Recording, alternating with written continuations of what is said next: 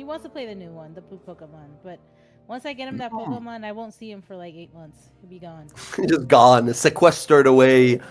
Gotcha. I'm kind of sad that I didn't get into it when it was like super, super popular. And at this point, I'm mostly busy uh, for a phone game like that that takes a lot of like moving around and traveling. Yep.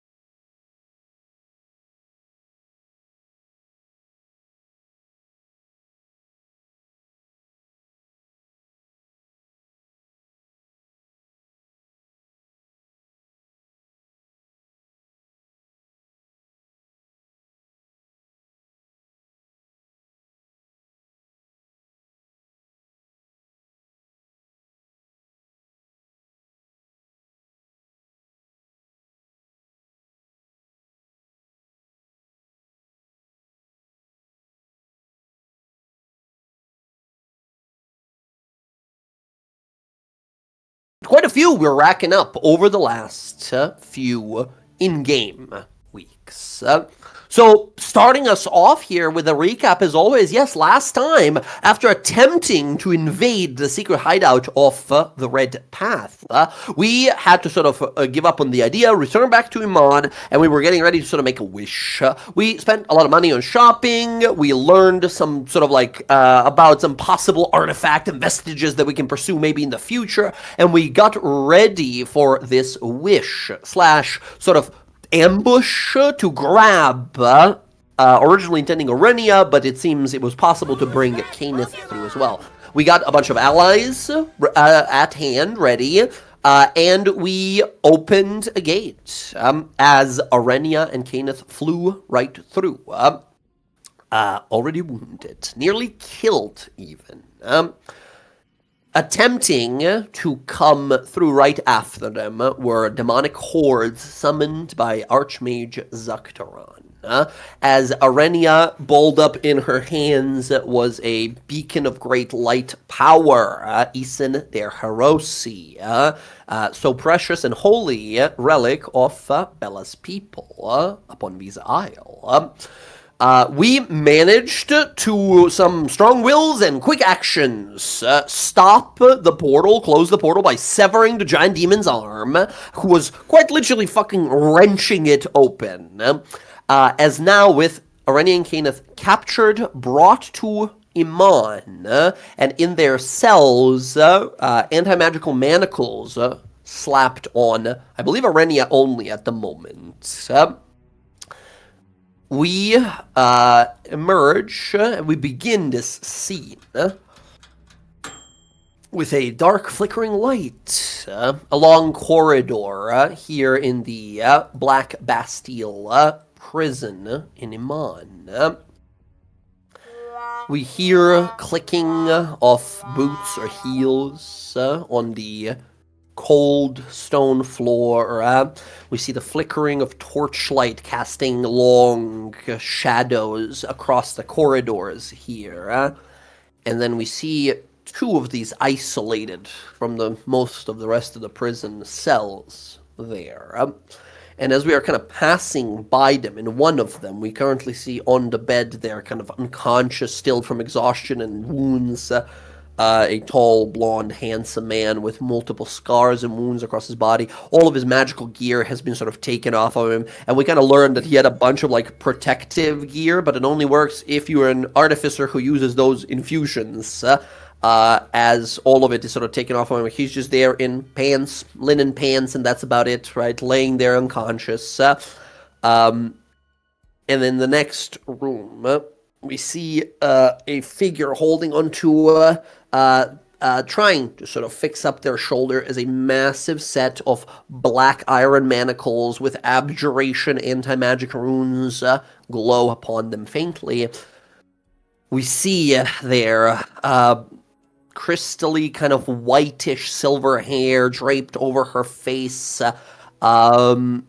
No magic, no power that glows about this person, no immense tundra-like cold that usually surrounds her presence. We see Orenia, who is just waking up and then looking up slowly to see a figure silhouetted by the torch's light there. One in the front and the remaining few behind. We see the party, of course, all standing somewhat a few steps back and in front of them. Sky, you're standing there up against the bars looking down at this person that you've spent most of your young adult life with, who you've learned to forge bonds stronger than that of family through blood and violence, through magic and kindness, you hoped, you thought. Someone who for some reason still hates you oh so much, and has been every step trying to lead you into a trap until she herself walked into something she couldn't quite handle. And now, if not for the work of the party here, this powerful, dangerous villain would have perished. If not for your guys' mercy, let's call it.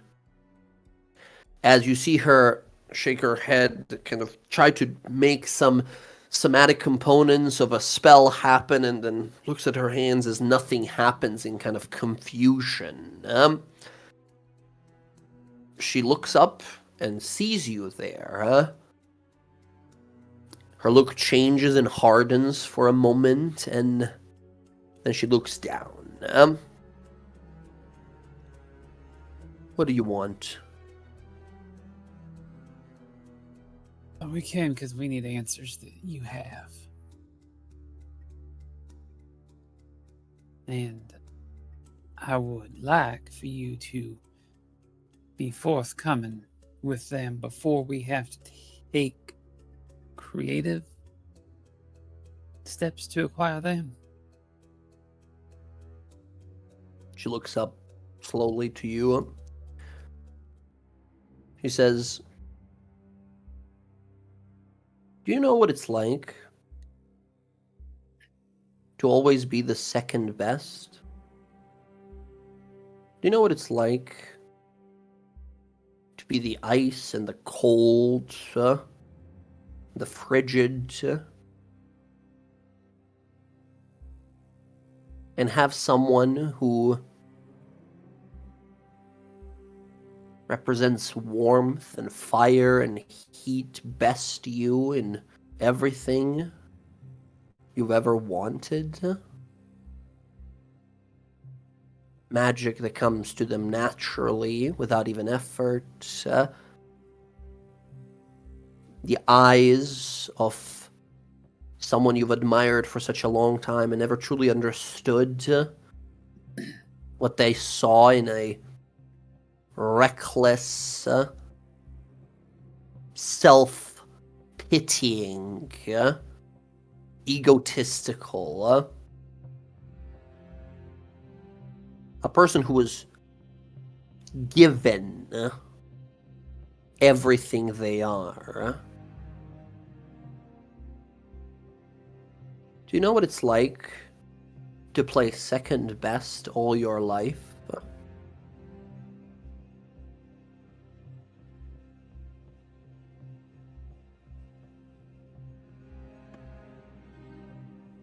I understand what it's like to have everything you thought you had ripped away from you by the people that you thought were your family.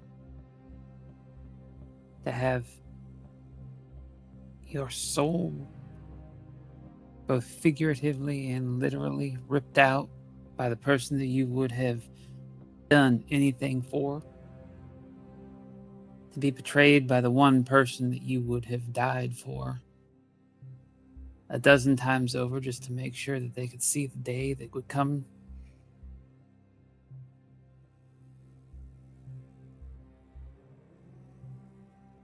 I don't know what it's like to play second fiddle to someone, but I do know what it is to give everything to one person and have them show you what you truly mean to them at the end of the day. Poor Sky, always the victim, given so much power that she doesn't know what to do with. And when that devil came and offered to me to do something greater that you, reckless as you are, could ever imagine, watching you cry on that table, while Derival and I prepared the others for what must be done, to this moment and forever will be one of the happiest times I've ever been. You know, Keeneth, he took the longest. The nails just wouldn't go into his head. Ash, she tried for so long, but he would always remember you. He would always stop himself. Even when she pretended to be you, he rejected her. he felt something wasn't right. I still remember tears down his face when he held you down on that table. Something inside him couldn't quite click right. You never deserved him. You should have been with me.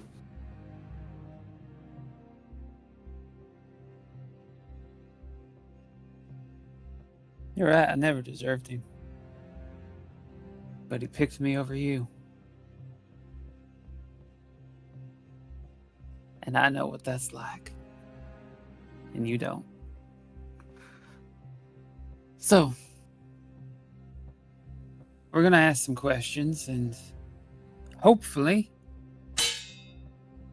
well, maybe you'll answer them. There's a part of me that's hoping you won't.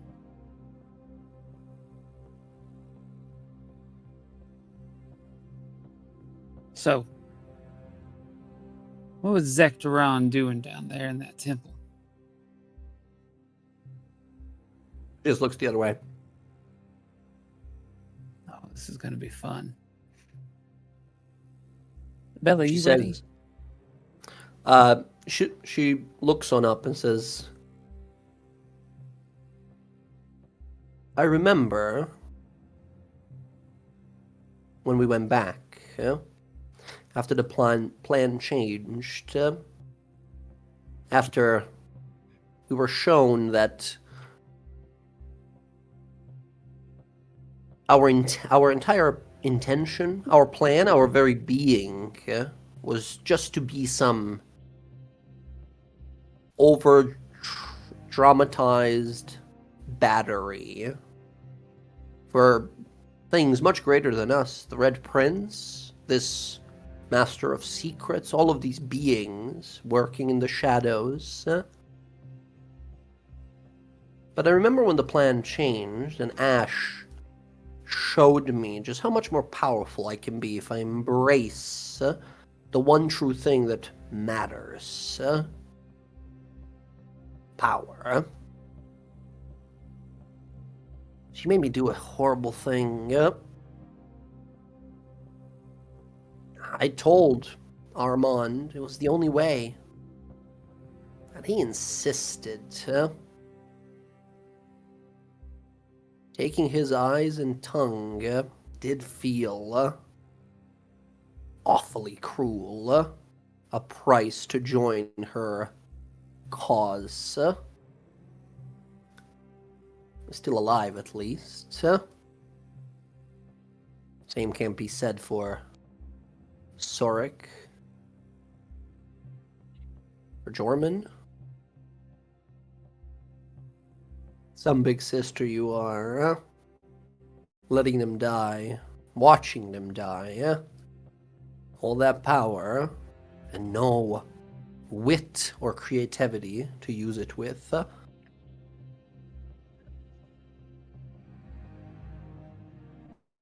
Just gonna go in there and look to Sky because she's ready to break this bitch whatever she says.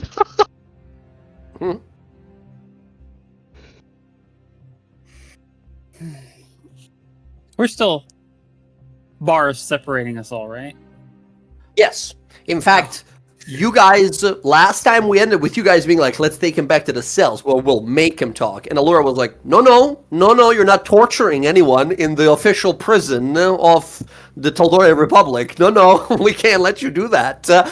If you have magic to question them with or compel them to talk, that's okay. But no, the guards are not going to let you just break fingers and torture someone for information. So that's why I told you we should have pulled them into the woods before we brought them here. Hey guards, look away. We're just gonna go to the woods real fast, and when we come back with like a corpse of a person, don't ask. I wanna if we were to like put like a portal in there and you pulled her in there, technically we're not torturing her inside the prison. It's in like an ultimate dimension. Does that count? Because I don't think that counts. I still think that counts. It's probably not going to work, but I never do this, but I'll cast suggestion. Oh yeah, I also always forget that you're a hypnotic snake person. Very good. She will make a wisdom saving throw. Because she is currently exhausted and manacled, she roll. Oh my god, roll 20 so slow. She will roll this. However, she has, because of her exhaustion, -6 to this roll. She has 3 levels of exhaustion. Okay.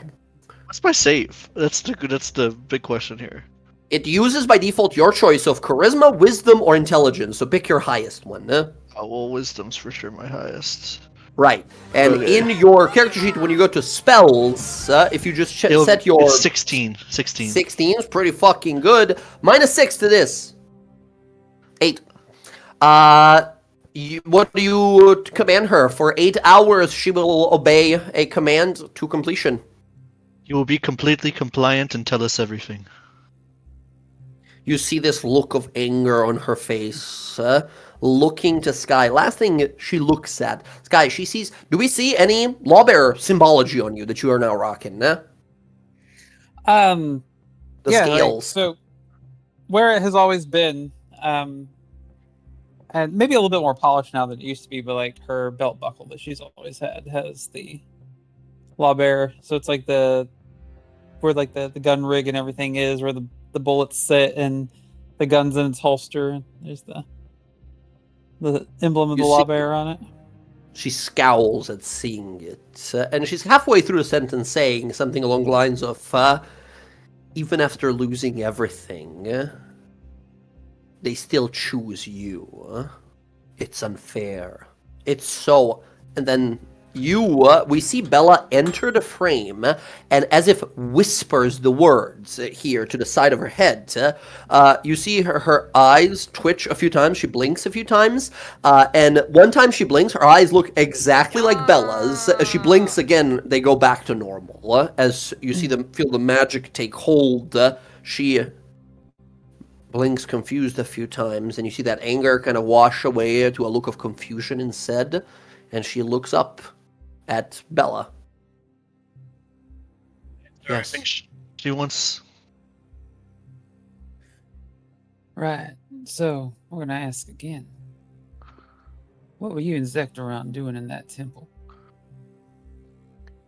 It's an ancient temple of some kind.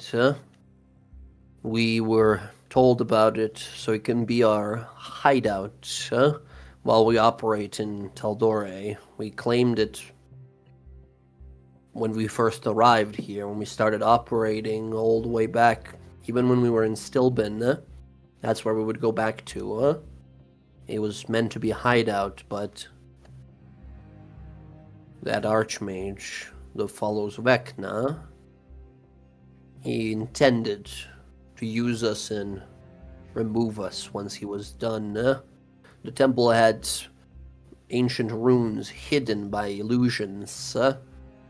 When he showed up not too long ago, he spoke some words of power and it activated all manner of summoning glyphs that brought over fiendish creatures that almost ended us before you summoned us.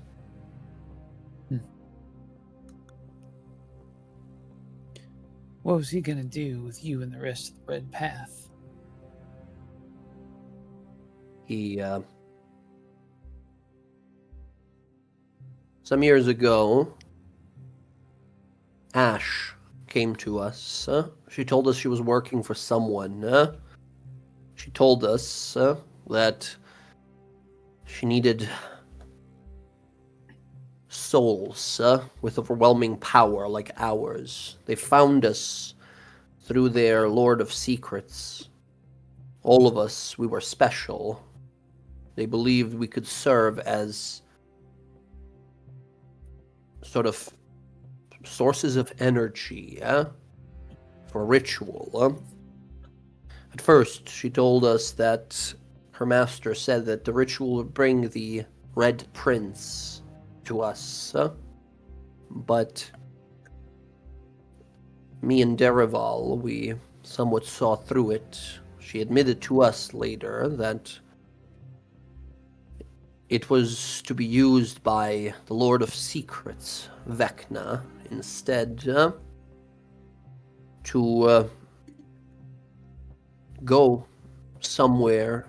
Lord of Secrets, the Whispered One, he wishes to reach somewhere where he can't, and to do it, he needs to rip a tear in between the worlds. He said, or she said, that the most powerful one will have to go first, as Sky would be the biggest threat.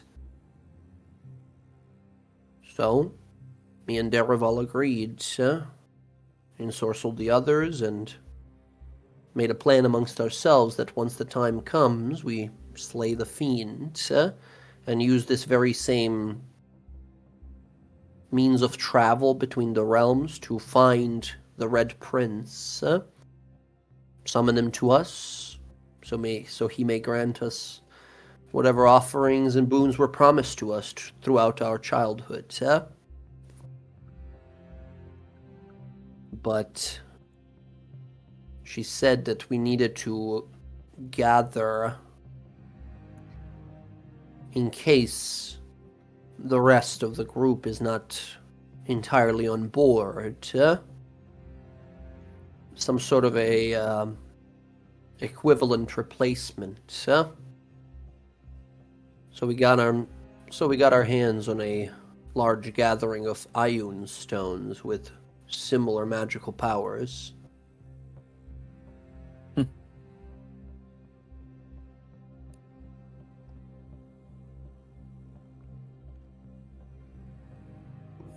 So what else does that old man need for this ritual he's trying to perform, aside from us?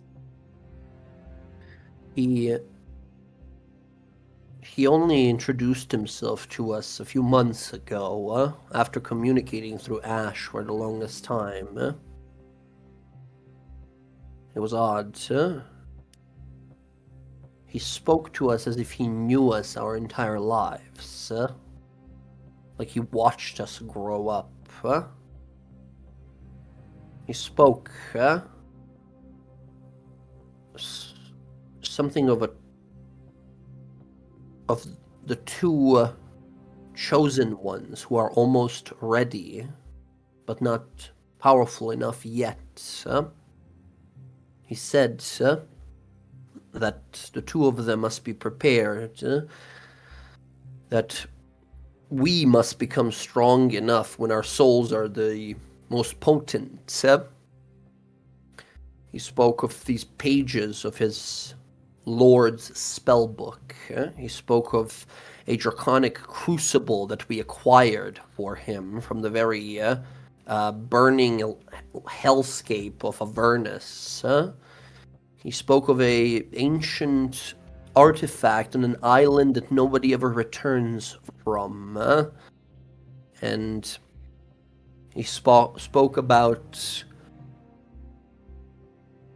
Plan C, a artifact of nearly eternal energy that can be used in case anything else goes awry. Somewhere beneath a drowned city of gnomes. He intended to gather these, or for us to gather all of these, and together, he said that we could summon any planar might to our side, and with just enough fuel, if we're lucky, maybe the Whispered One as well, or the others of his ilk, would walk through that door to greet us. He's a madman. He believes in some sort of great destiny of his and these chosen ones of his. I suspect one of them might be Ash. We were going to kill him, fulfill our own goals, but getting rid of Skyleth was just a thing of convenience first.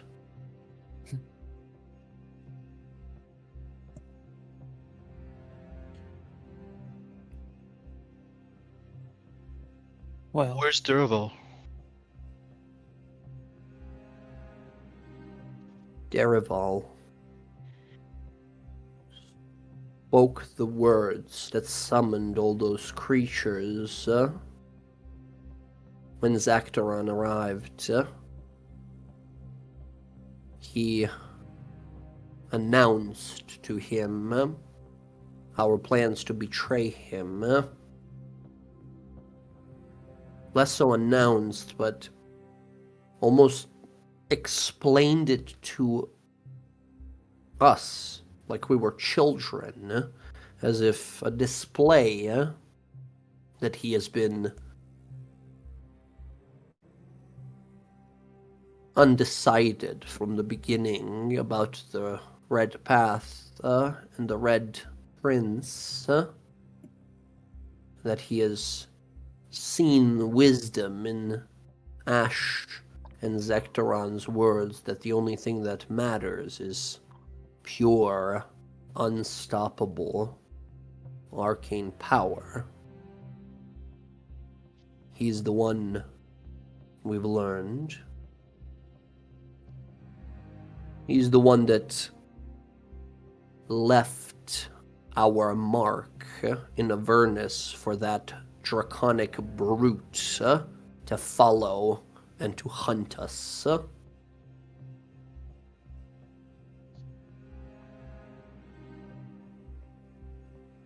Played you from the beginning.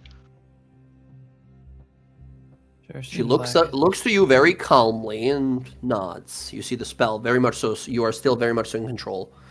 Hey, that's the fucked up thing about fucking suggestion. 8 hours, just no saves, no nothing. She's just Yep. working for you now for 8 hours. So, now with his plans awry, what would his next move be? Surely he told you something. That's the strangest part. When he was hunting us down, like prairie dogs, he didn't seem rushed. He didn't seem to be panicked or worried. Even though Kenneth was throwing everything he could at him, I blasted away with all my magic, but when the portal opened and you all came through, I swear I saw it on his face. He smiled, like he knew it was gonna happen. But that should be impossible. And then, Vecna. when that portal closed, that's the first time I've seen urgent emotion on his face. I know that he intends to use that crucible to tear open a gate, not for himself, but instead some sort of a shortcut for his master to walk on through. He spoke even as he was hounding us that he will die soon, when the time is right and his role is fulfilled. He's lost his mind, a cultist, a zealot, blinded by his so-called purpose.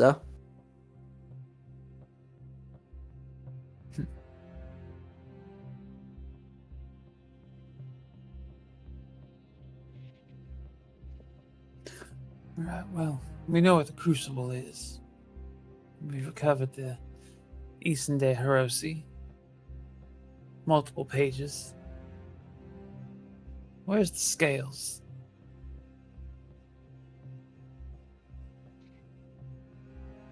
the scales that we took all those years ago? Yeah. They're still with the Derival, with the rest of in the hideout back there. They're just a minor component.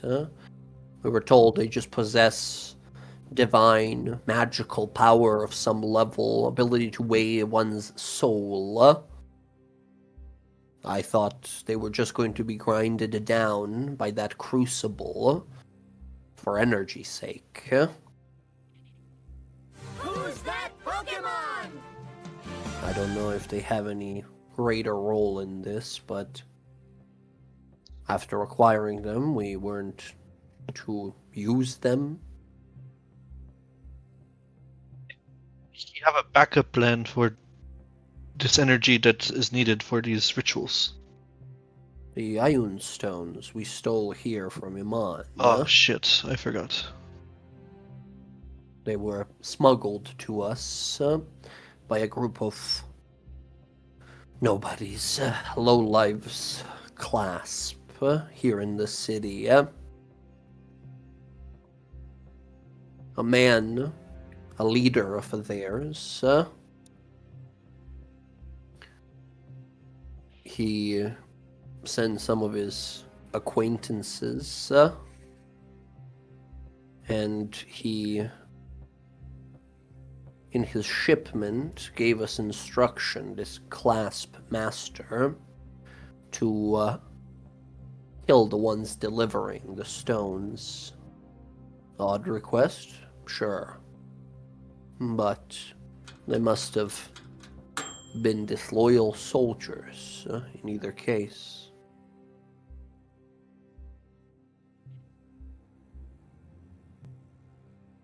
How are you guys in Zektoron accounting for us?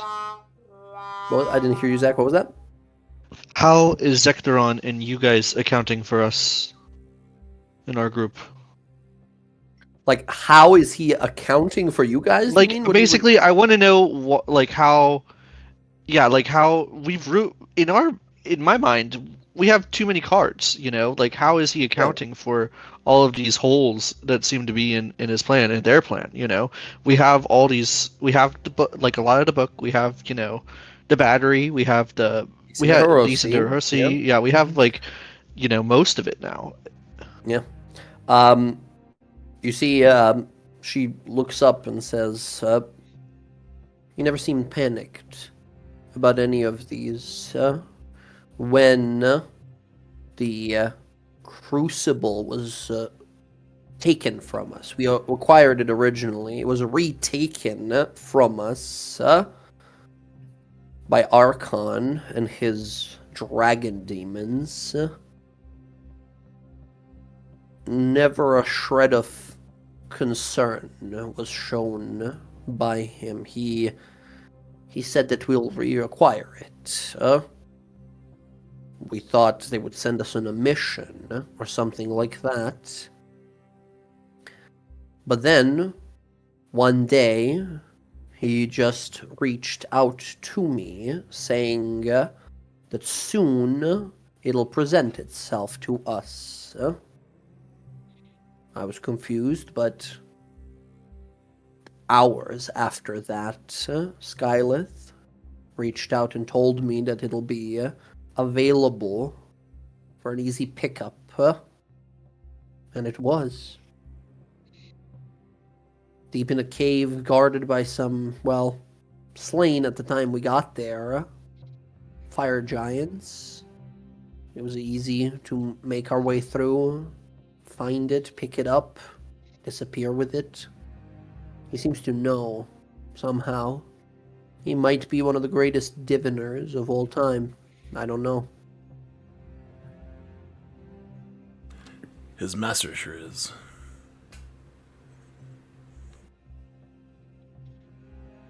So looks to you. You look somewhat like Ash, you know that? A mere coincidence.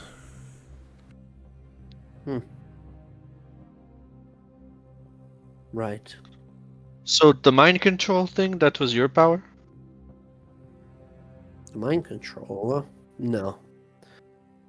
I'm an evoker, a destroyer, a devastator.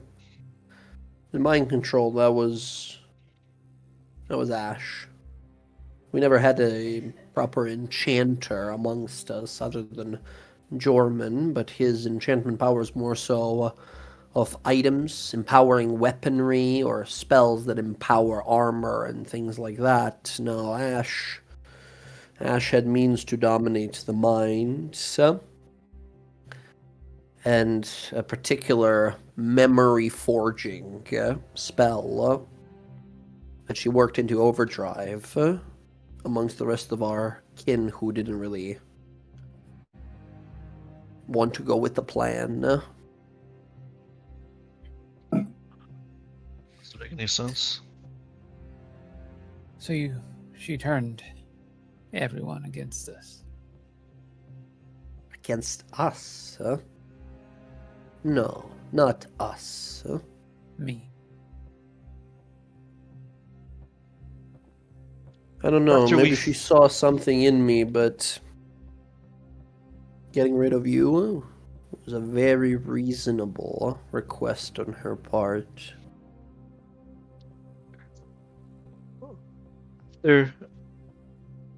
When we freed Caneth, we showed him Ash's influence, but he seems influenced again. It just doesn't. And then Sky, when she was with you, seemed influenced as well. I guess that was the page. It doesn't quite line up. That was a hiccup in the plan. You all cleansing, Caneth's forged memories. He's been in a shattered state ever since, unable to look at himself. He never knew about any of my conversations with Ash. He stayed with me as protection, but his mind is slipping. Stayed with me as a guard dog at this point. Nowhere near as fantastical and amazing as he was before. Not when all he can think about is how he betrayed someone he loved. Told me about it, How he remembers putting his hands around your throat, holding you down. Drove him nearly to madness. He's not under any kind of control. He's just broken.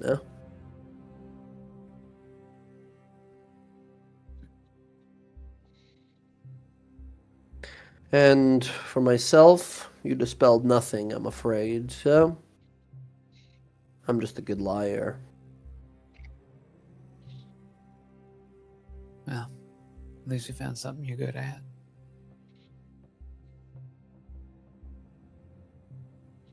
It's easy to gloat when you were given everything, Same. And you know that. Her eyes just kind of calmly in a daze looking around, You should be thankful that she wanted to save your life, because we all wanted to kill you. I mean, I Just still want to saying. kill her. Save my life? Yeah, you're alive, Yes. aren't you?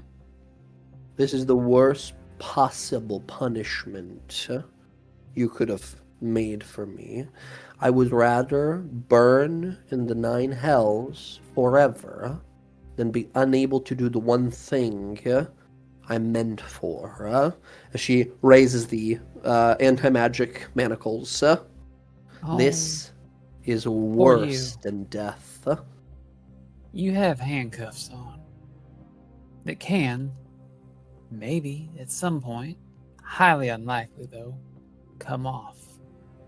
The only thing separating you from your magic is fucking manufactured prison on your wrist.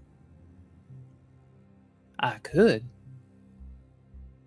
arrange to make it permanent, though.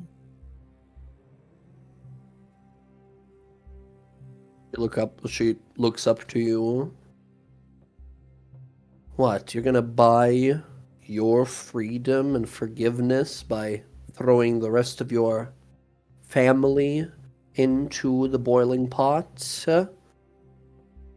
Make it look like we made you burn down villages and kill families, steal artifacts? We made you do that? No. Is this No. supposed to be redemption from you? Saved yourself of your own sin by throwing the rest of us down?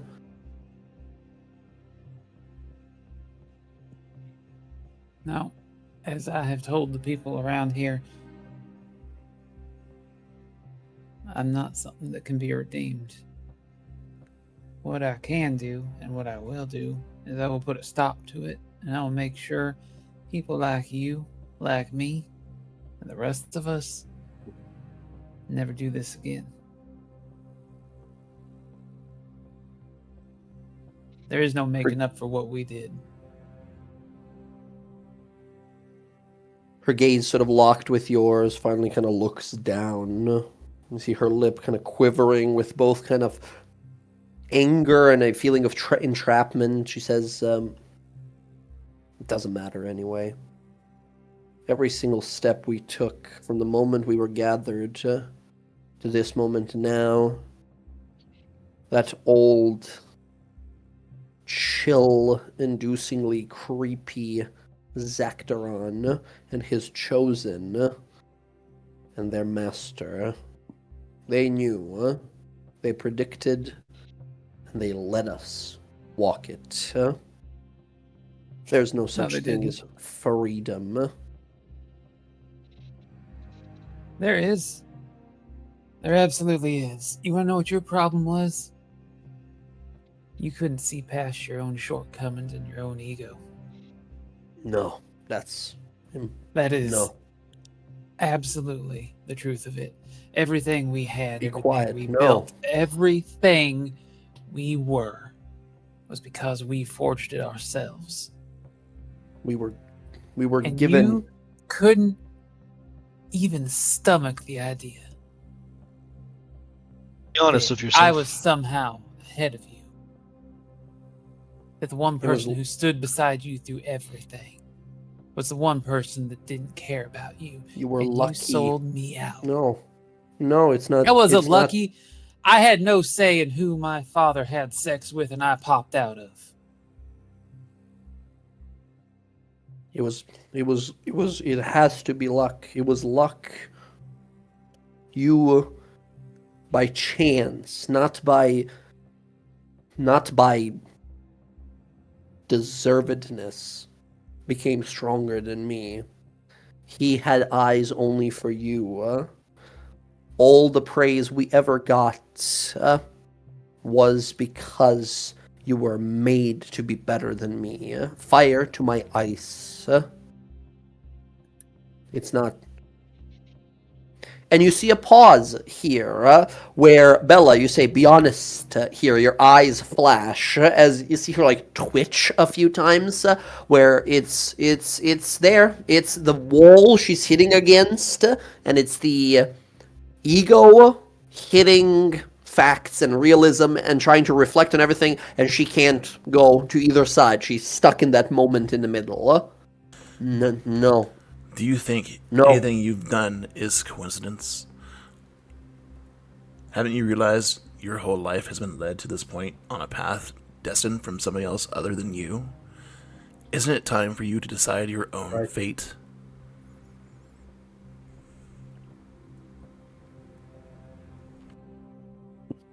Boldly spoken. As Ash someone... Ash chose that path.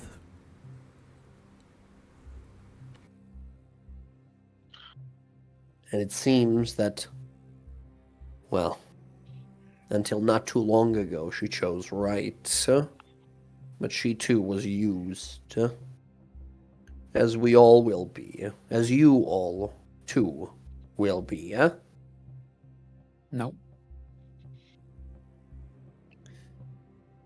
This whole time, we've been fighting against it, and we've been making a difference.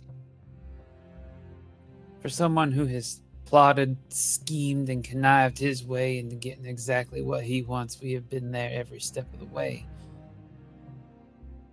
to break it, to prevent him from having it.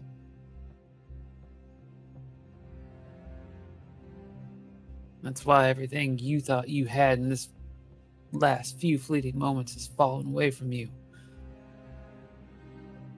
Because we decided we weren't going to play his game. Who's that Pokemon? There was no other So- choice. There was nothing we could have done to change it. It had to go this way. It had to be this way. You Well- had to. You had to die. You should have died. You shouldn't Are- even be here. It doesn't make any sense. You So, should The be chosen. dead. So the chosen's one should be Zektoron's puppet as well. Then. She certainly was. Who knows where the other one is? Who knows what they are plotting? You know what's sad is that you had love. You had a whole family. You had a sister that loved you so much, and you know that in your heart. But you threw it away, and you betrayed all of that. It's not true. She loved you. She loved being stronger and more powerful. All that gentle, demure, all that posturing of bonds is easy to do when you're more powerful than those beneath you. That's nothing to do with power. That's not true at all. My mom's pretty powerful and she's a bitch. Not only that, but when she lost all her magic, she even still wanted to spare all of you from being killed. She didn't have any power. Then she was as she's saying this, you see tears begin to well up in her face. The words are still coming out, but you see tears welling up. As then she was delusional or crazed, or she should have died. I don't understand. None of this should have been possible if you died. You died that night. I watched life and soul leave you. Yeah, it did. I did die. But you didn't account for that one extra little thing inside me. What is that? You're always so hung up on how I was born, you could never ever see the other part. That little celestial light in me. When you killed me, and it was pulled out of me, it sealed everything back up. Not perfectly, but it left just enough in there that I somehow survived that.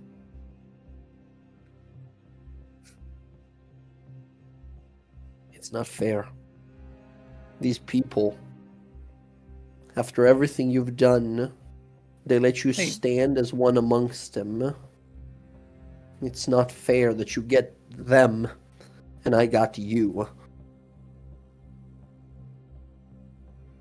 I don't know, you seem pretty rotten, so like...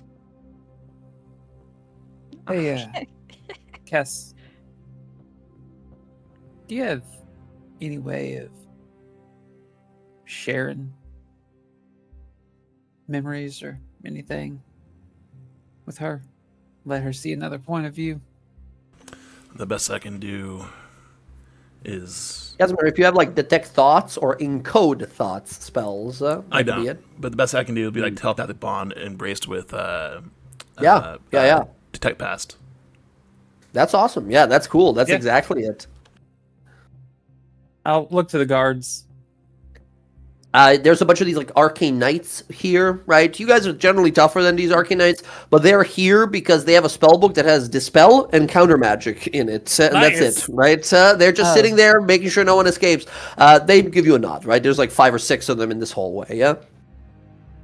Open it up, would you? Not gonna hurt her. Bring the key, pop it open, slide the door to the side. She steps back up against a wall. What, now you're gonna torture me? You got bored of my whimpering? No, I'm gonna walk in and I'm gonna she's like backing up. Like I don't give her too much room to run. Yeah, Like if she goes, tries I'm to just like grab for your neck and to push you away, but she's super exhausted. You just yeah, easily. it's just like Even under suggestion? Wow. Well, she's compliant to answer everything you tell her, right? That's not the only thing she's gonna be doing, right? Right. So, So so I like reach out and like grab her by like the hands. And I pull Get her away. in, like get away wrap my from arms me. around her, and I look to Cass. Like, go on, do it. all right. So Casimir's gonna walk up, put his hands on both Sky and Arenia, and at the same time, his shirt's gonna fall open a little bit for the scar shows, and then he's gonna cast The symbol that he has on his chest. yes, Okay. and then he's gonna cast the telepathic bond to include Arenia, and then detect past.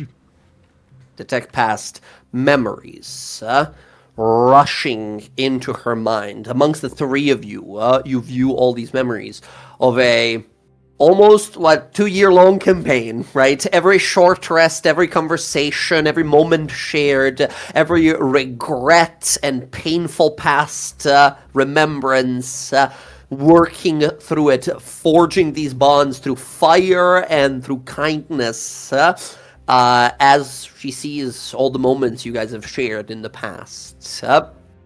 Her mind sort of flexes against it for a moment, almost instinctively, a mage preparing their mental defenses against an intrusive spell. But as it continues to flow in there, she gets lost in it. Her jaw begins to slowly drop, her lips quivering, and now tears rolling down her face.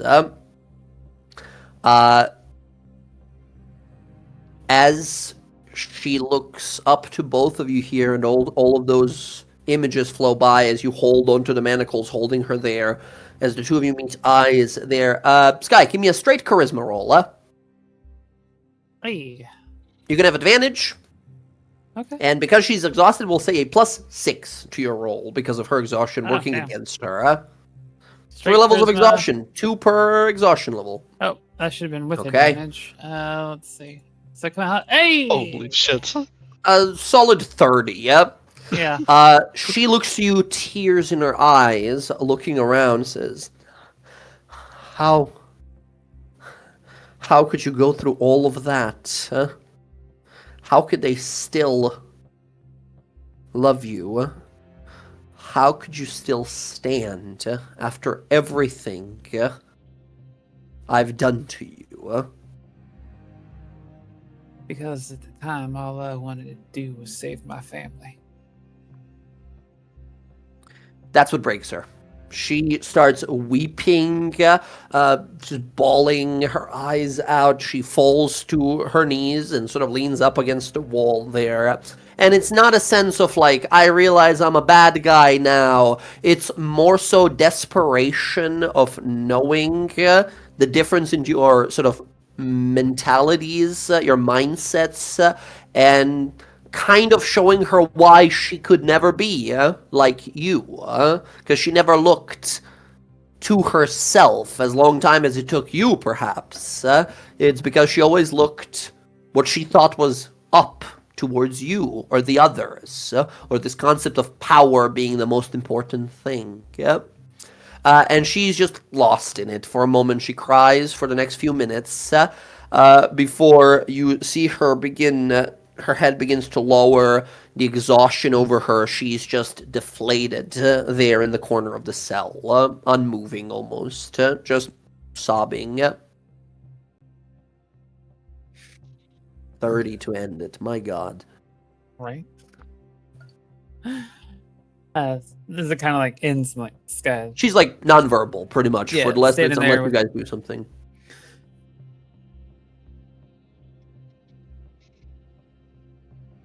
I just want you to know that despite everything, and even knowing what you did, while it changes my perception of you, it doesn't change the fact that you're still my sister. And there's still a part of me that loves you.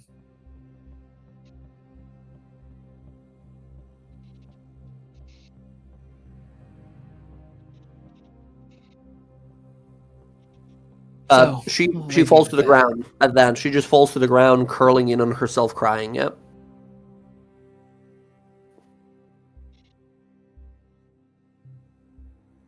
She And I cries think for that's another when- few minutes and fully passes out from exhaustion. Yeah? So yeah, I think that's when Sky will turn. Just Yep. The Kinda- gate slams closed, lock and key. Yeah. The arcane guards kind of look to you guys, kind of nod on along. You see one of the guards straight up just weeping themselves, witnessing this scene, right? Just wiping his own tears. You walk him by, you see Kenneth still unconscious. He is 3 levels of exhaustion, was fighting demons for the few hours, right? Fucking dead nearly, yeah? He's barely alive. They gave him medical care to stabilize him, and now we're waiting until he wakes up in, like, the next day or whatever. With that, you guys look amongst yourselves and slowly walk out of the Black Bastille prison. Which, a small side note, Sky, to make things funny, one of the cells here used to belong to Extratu Kar, a vampire person who tortured you before a bunch of dragons raided the city, and then she broke Yeah. out and went to torture you. So yeah, Oh, she's here too. no, she's not here. We killed her. We got her. Yeah. But here, as you guys are walking by, and we hear a little voice that goes, well. As you guys turn, and you see there, staring out towards you guys, a lot less somber, a lot less sort of like frightened by you or anything, a perhaps pink or purple hair, my colorblind ass doesn't know, finger to her lip, big smile on her face, manacles of anti-magic around her wrists. Estella Ladimar, the headmistress of Humanos Observatory back in Western, one of the places that made our name for us, saving those people from those alien invaders when we saved all those students, says, what an overdue late visit. I expected my captors or schemers that put me in here to come gloat a little sooner. You didn't get your proper chance at the trial, so I figured you'd come eventually. This is like a whole different part of the prison, right? As we're walking out. I think, to be honest, we fucking forgot about you. Who the fuck are you again? Fucking eyebrow twitching, like funny. Yes, very funny. Forgot about me. The Oh, you're, extraterrestrial Stella, right? adventure we had, Estella Ladimar. Yeah. You yeah. remember Oh. me. You're pretending. You remember me. Randy was wasn't a there, long just time like- ago. Who is this? Do you know? She's that lady that went blind, remember? You- Because she looked Oh, at yes. the beholden Oh. and blasted her right through the fucking head. Oh, We've that been sounds up like to a That something. was a side effect, a minor overlook. It would have turned out perfectly fine if you all didn't ruin my legacy. I could have been on the Tal'dorei Council or the Council of the Arcana Pensophical, if not for you. I remember you. Yeah, you're the one that killed all her students. Yeah. I didn't Oh, that's not kill them. They were put in danger because of a arcane malfunction that shouldn't have happened in the first place. But it did. I Because think it's because you're a failure. I recklessness. think that's what happened. Right. Let's all mock the great genius diviner while she's in prison. Fun game, gang. Hey, you're really good at divination, though. So, did you divine that this was going to happen to you? That's Didn't about see the that 30th shit. time I've heard that joke in this prison. You people need to come up with something else. So- we have the best diviner right here. So I don't Yeah, know right what the here. fuck you're talking about. Oh, Have- he's still here. And she looks over to Casimir, says, do you remember what I told you last time I saw you? I'm sure Casimir does, but player doesn't. Mm-hmm. she said about a year and a half of our campaign, she, once again, it was so long ago, she looked at you at one point and looked sort of like surprised and shocked and says, it's that mark, the chosen mark. That was so long ago. It was like a passing thing she said as she was being escorted out of like the court trial type of thing. So fucking long ago, right? As she looks to you, sort of smiles, says, still alive.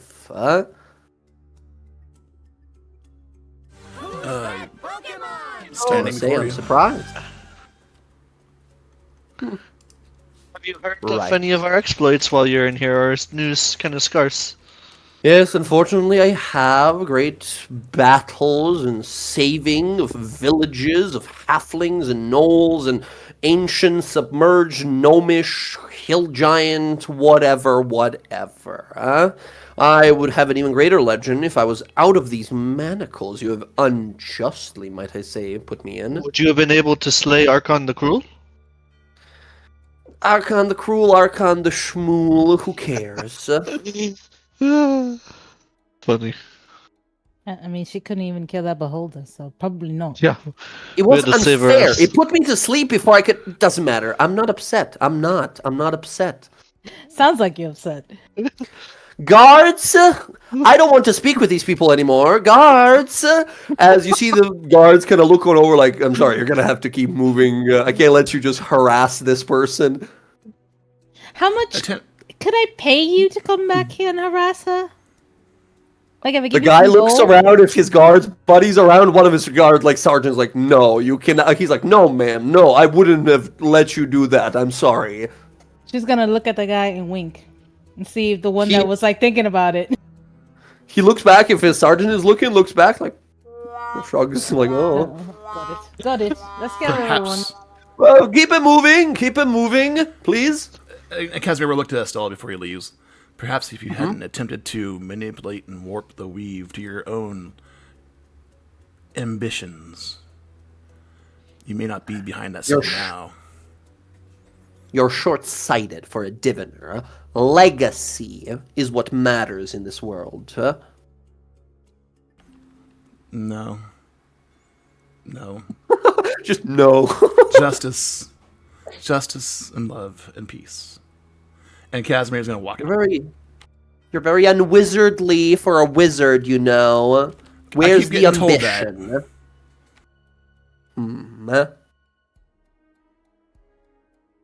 She's just gonna pout in the corner. As we walk on out, right? We walk on out. I have a question. Huh? Can I leave Invisible Quip there to do his once a day scare Stella when we leave? Okay, absolutely. He will do that later in the day and get stomped to death by a bunch of guards, but that's okay. He's into it, and then he'll report to you like, "Mistress, I scared the bejesus out of her." As he's like hangs out with you, little guy. You guys wander back into the city, and for the first time in a very, very long time, as you exit. A child bumps into you guys, laughing with his friends. A bunch of kids run on by. You see people yelling, like, "Hey, you whippersnapper, what are you doing? Stop!" Seagulls flying over, flying ship in the distance. Wind blows past you guys. And there is this moment that happens as we're like, okay, it finally feels like we're sort of in the know. And we are kind of controlling the situation now. We have... Isindar Hiroshi, we have much of these pages, we have the energy battery, yep. We don't have this crucible, but apparently without, like, Sky's soul and Arenia's soul and then some of these other, some of these other Red Path members, if you can even call it that. That's the sort of end of Red Path as we sort of exit the prison here.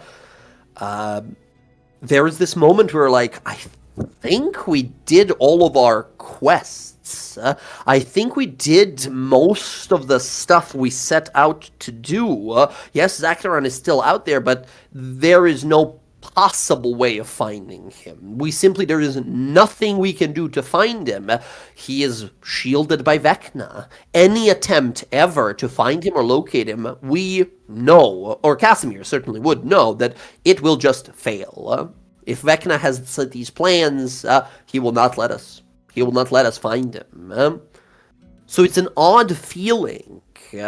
But there's this moment where you guys kind of look at each other and sort of realize, like, I guess we wait for the next big thing to happen, whenever it would happen. Unless you guys have some other means or preparations or plans. Or we know where that simulacrum's at. We could go destroy that. You mean Ash? The statue. The statue's not a simulacrum. Statue's not a simulacrum. It's just a statue of the person that looks like a simulacrum, aka like you and Ash. That's just an old temple that existed there hundreds of years ago that they built because that simulacrum was a cult leader that they built a statue after at that time. Destroy the simulacrum. Got it. I shoot Cass in the head. Fucking boom, shoot a Cass in the back of the head. Well, I still have to deal with the situation I have here. So, and then we have that total cool wedding that we have to go to. Yeah, we got the. 2 weeks. Oh yeah, the a week cool and a half, wedding. really. We got to get clothes and stuff. Oh, I was just gonna wear my armor. It's not good enough. I mean, you can do whatever you want. I have to wear something really nice. I got this new fancy fucking leg. I'm gonna show this shit off. All right. You Just know a what, normal Sky? leg You think without any if scars. I chop off the other leg and pay for it, then I could get like 2 new legs instead of 1. Probably do it with your arms too. Fuck it. If I could do it with my torso, I would. But then I don't think I could. So I mean, I can I just don't like coach the you on how to scars. survive. Wow, there's nothing wrong with That's kinda scars. dangerous, Like right? I this. don't want them. There's anymore. absolutely nothing wrong with your body telling stories of everything you have been through. It's not that. That's not what these scars are.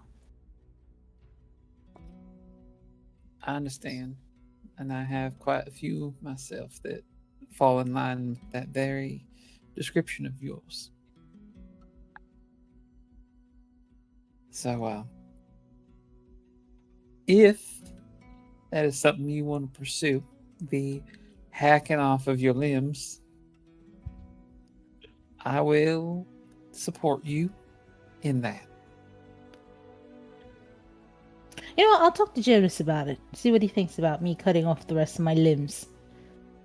Or hear me out. What if you just, I don't know, find a magical ointment that you can rub on them that will just make them disappear?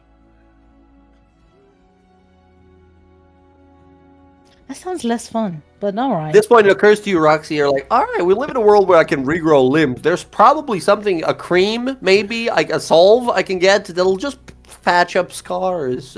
So it seems like a much more minor version of that kind of level of power magic. So, would herbalism work for that kind of thing? Like trying to find the ingredients for ointments and all that? Yeah, for sure. There is Yes, I haven't definitely used a potion that can be made. I haven't used my herbalism skill in like months. Yeah.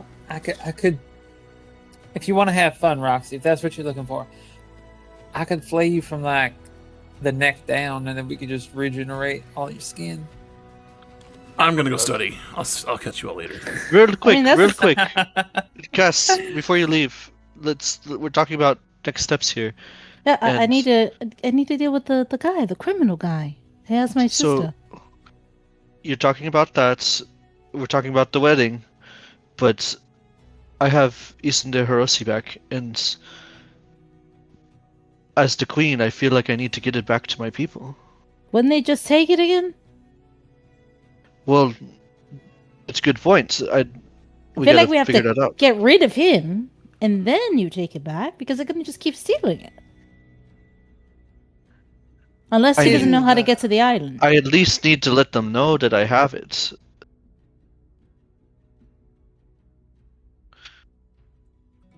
It was like a bitch to get into your island, Bella. I think like we all almost died. How are we going to get back in there? Didn't we set up a circle there? I don't Nope. think so. It get takes a some whole answers. year to do that. Yeah, it takes It's I'll a say. year to set up a magic circle to teleport. Let me talk to Anna. And she's been setting up relations. She maybe Yeah. has a better thought on this. And I can talk to the high priestess that I left in charge. I'm totally forgetting her name. Yeah. Okay. Excellent.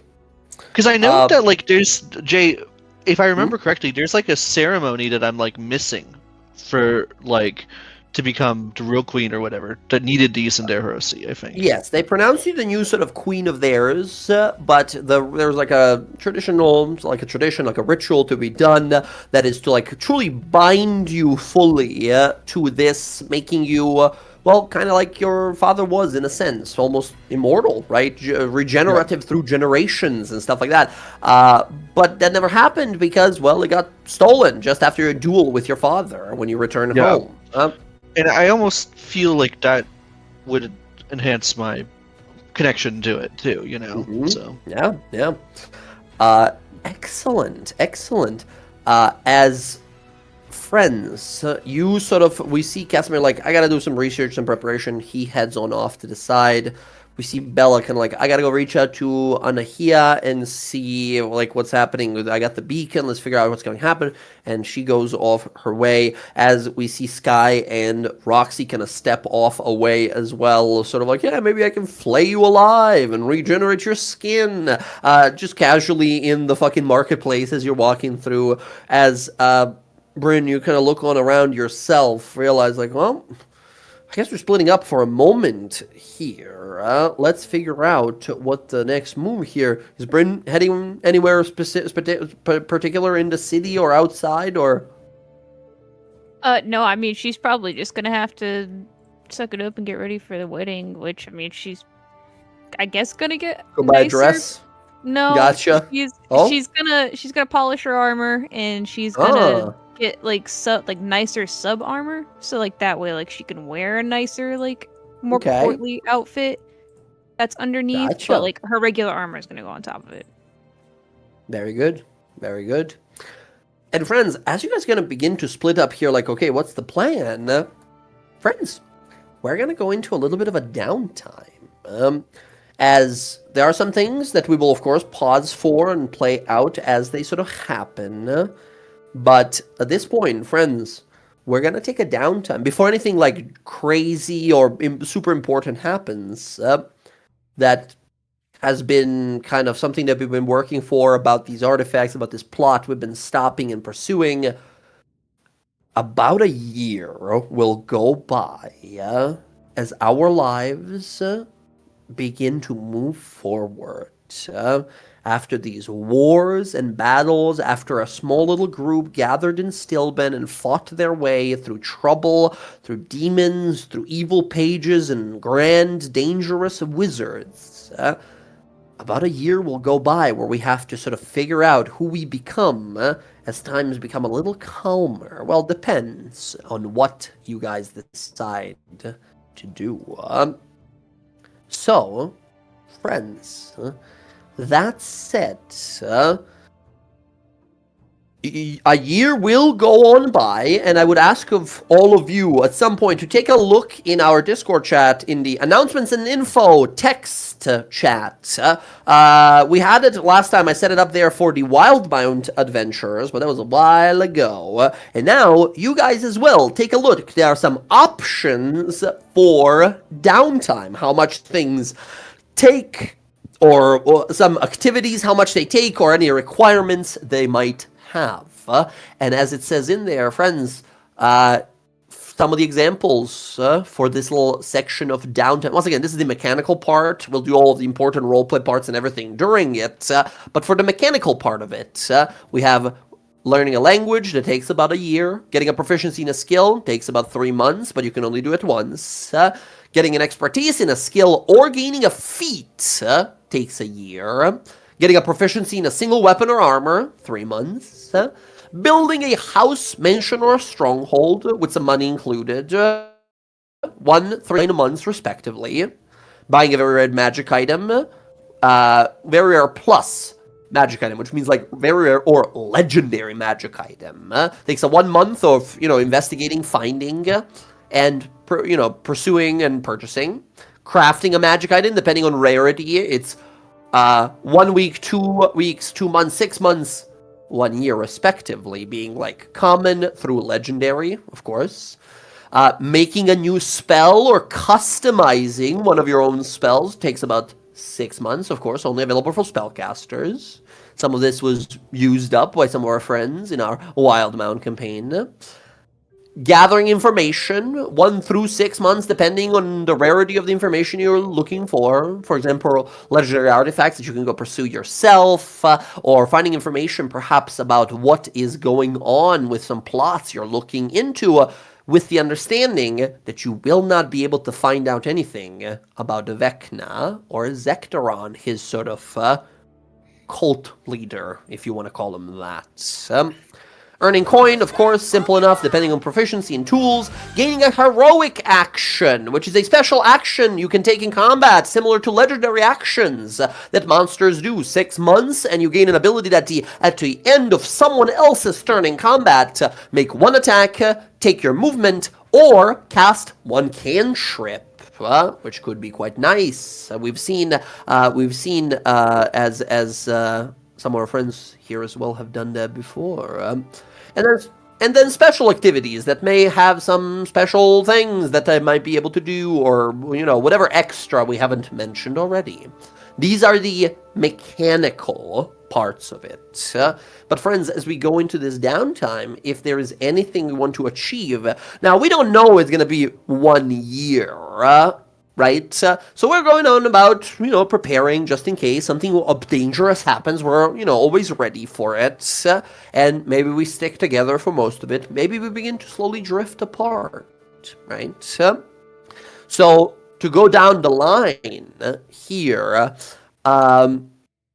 Jess, let's begin with you. What does Sky do? First of all, like mechanically for her year, and then what is it that she wants to do throughout the year? Oh, mechanically. Ooh, actually, before you begin, sorry to interrupt you. Before you begin, should we take a little break now, because we're just about halftime, and then begin this part? Yeah, it'd probably be for the best. Yeah, I gotta fill up my water. All right, perfect. Get your snacks and drinks, everyone. We continue in 5 minutes as we do a little bit of downtime that we have an opportunity here. As, you guys walk out of that prison realizing we've done all we can possibly do. There's some personal details and stories that we still need to explore, but the great threat has passed. So, let's take a little downtime. 5 minutes, everyone. We pick up right after. Jess, think of what you're going to do. Be right back.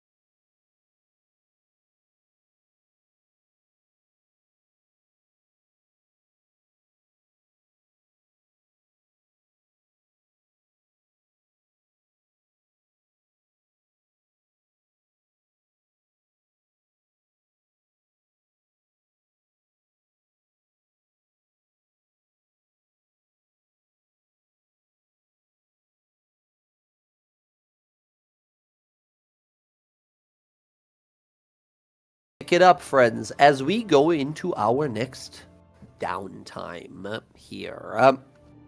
Friends, let us begin with Sky here. First of all, Jess, mechanically, of those options given, or something third that you, or 12th, I guess, that you had in mind, what would you like to achieve for that year? It is understood that we are preparing, we're getting ready. Followers of Vecna are doing scheming stuff, but we can't scry on them. It's hard to find that kind of information. Anyway, we are on the lookout, but while that's happening, what are you doing? Eventually, as you realize, like, well, I can't forever look out for cultists trying to assassinate us. That can't just be my life. I gotta do something. Right. Something. So I have a thought about that. Hmm. Can we pop down a channel real quick? Because I do have a question. Oh, in secret chat? Yeah. Really? All right, very well.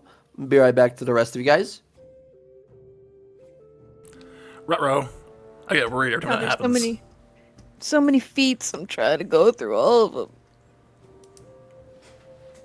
Feel like as a fighter, I just get so many feats that it's like, why would I try to get another No, but one, there's you so know? many I didn't even know existed because he has all the extended stuff. But Oh, can you yeah. get a feat? Oh, you're right. Yeah, expertise or a and feat. skill. Yeah, I gotta look at feats Yeah. as well. Mm. I already have skill Yeah. expert, so I can't even take that. What is the Can't you one take that it gives you multiple all the times? extra health? You probably can. Well, there's tough and durable. Okay, One I'm of trying them to is the remember one you're if looking I for. think it might be tough. Yeah, because he used to, in the old rules, he let us combine it for toughable. So that's what I have. That's why I have a ton of health. Tough. You're looking for tough. Mm-hmm.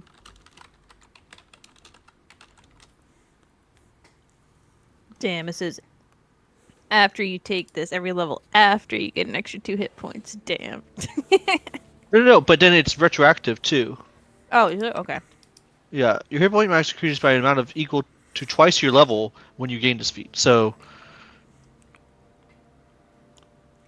it's both. It will go up like a lot.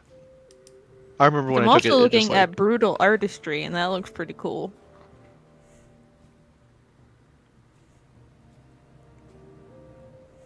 Actually, holy fuck, yeah, that's kind of really cool. You get an extra attack. oh really? Yeah, it says your DC to resist your death blow increases by 2. When you slay a creature with a death blow, you can move up to half your speed and make a single melee attack. Whenever you make a creature imperiled and it has at least 2 injuries, it must immediately make a Constitution saving throw against a death blow.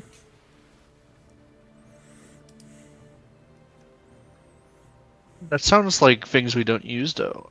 Yeah, imperiled sounds like stuff we don't use, and I guess death blow. I just figured if you just killed him.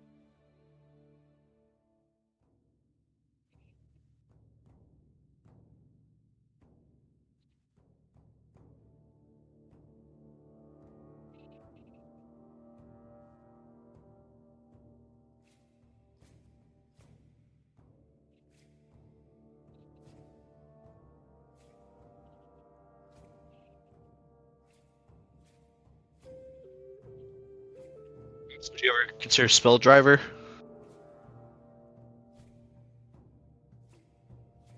Who, me? No, you don't cast spells No. anymore. Well, I kind of do. Yeah. Smiting. I do have spells. His paladins do have spells. Yes. I just don't use them. Not when I can use it for smite later. Exactly. I've played a paladin. I know what it's about. So. I have spells. I'm just never going to use them. Sorry, guys. Yeah. I seriously didn't think anybody could revivify, so I was surprised you had that. We back. All right. I did take it A just year in case. later, Iman is burning, just like you wanted, Sky. What else would? No, I'm kidding. Yes. Well, as I look down over Casimir's broken body, and I aim my gun at Bryn. Now, Again? Yeah. Bryn, bitch. All right. So, mechanically, other than that, what we talked about, mechanically, what benefit is Sky choosing or going for? Pursuing a feat. A feat. Option number 4. No, 3. Yeah, 3. You are getting a feat. So you'll be able to add that. Excellent. Now, some things will happen throughout the year that we'll have to roleplay here. Now, we're going from person to person. We're not going chronologically, right? So sometimes we'll be sort of jumping back and forth between some of these events, right? Rewinding and winding forwards. The first thing that happens is, about 2 days later, Sky, one of the arcane guards of the Black Bastille prison, walks up, or you got a message, basically, a letter arrives saying that the second prisoner has awoken, he has his mind about him, he's conscious. They have separated the two in 2 different parts of the prison, however. Okay. Yeah, I'll go see him. Okay. You make your way down to the Black Bastille prison again. Estella Latimer talks shit at you briefly as you pass by, and then you make your way over. Wait. I wanna ask her, like, as I walk by her, Cell real quick. Be like, hey, come here real quick. No, thank you. Well, no. I'm not gonna hurt you. I'm not gonna hurt you. See, I don't even have my weapons on me. It's just me. What do you want? She takes a few steps. Real quick, I reach through and snatch out one of her artificial eyes. Just You just yoink her eye out. Yes! What guards? What a maniac! Guards, arrest this! This is inhumane. The guard starts walking along. We're like, what is going on here? I didn't do anything. She said hey, and I just told her fuck off. And This psycho plucked out my arcane eye. This psycho, it's on her. Search her, officer. She's yelling, give me a deception roll. You have to give me a DC 25 deception with disadvantage. She has no eye in her head right now. You plucked her eye out in a prison. Can I roll it on the ground? hold on. I'm gonna re-roll. Oh? Okay. You stole her eye. I did. Oh shit! Oh my Where'd the button go? There you go. Oh. 18. 18. Sky, you are reprimanded by a group of guards, and you are made to return the Eye of Erstraz, as it's called, the like fake, bionic magical eye, right? As this lady is pissed with you. Why, I have never seen it. First, my legacy, now my very eye. This person should be jailed. Guards! She's just yelling. All right. Calm down. What Calm an down. insane thing to All right. you pluck my, and she's just yelling as you leave. Yeah, slowly. I did. I just kind of reach into my pocket and I pull out and I hand her, here. Okay. The guard takes it from you. He's gonna give it back to her and such. I have switched it, however, with just a little stone marble. That Give me a sleight of hand roll. I'll give you one more attempt here. 16. Okay. Roll a little d20. Nope, the guard doesn't notice anything. Tule plucks it back. She pops in and says, oh, what is going? It takes time to reattune. As you're walking out, the guard says, Miss, I hope you do understand this. And while you are a great hero of our nation, you are not coming through this side of the prison anymore. We are finding a new route just for when you come to visit. I hope you understand why. I hope I don't have to explain why. You ain't gotta explain shit to me. I completely understand. Right. But if Okay. you knew our history with her, I can't see. This eye doesn't work. Something's wrong. She stole it. And she's yelling at the back of the prison. As gonna you take this to continue to walk, the Roxy as a guard's like, gift. what was that? You walk on up and you enter the sort of corner where the cell where Arenia was is now empty. And currently sitting there in the cell. No arcane focus on him. No nothing to cast spells with. You see Kenneth. You see the blonde hair, you see the blue eyes, look at you from the shadowed corners of his cell. He didn't ask for you to come, you just got informed by the guards, right, that he's awake. Yeah. He stares on up towards you. He's still, vaguely wounded, but he stares on out towards you. Skyleth, you're just Sky. Right. He goes to reach out for you to hold his hand out, and then when he sort of catches the glance of his own hand, he kind of makes a fist immediately and puts it back down. He says,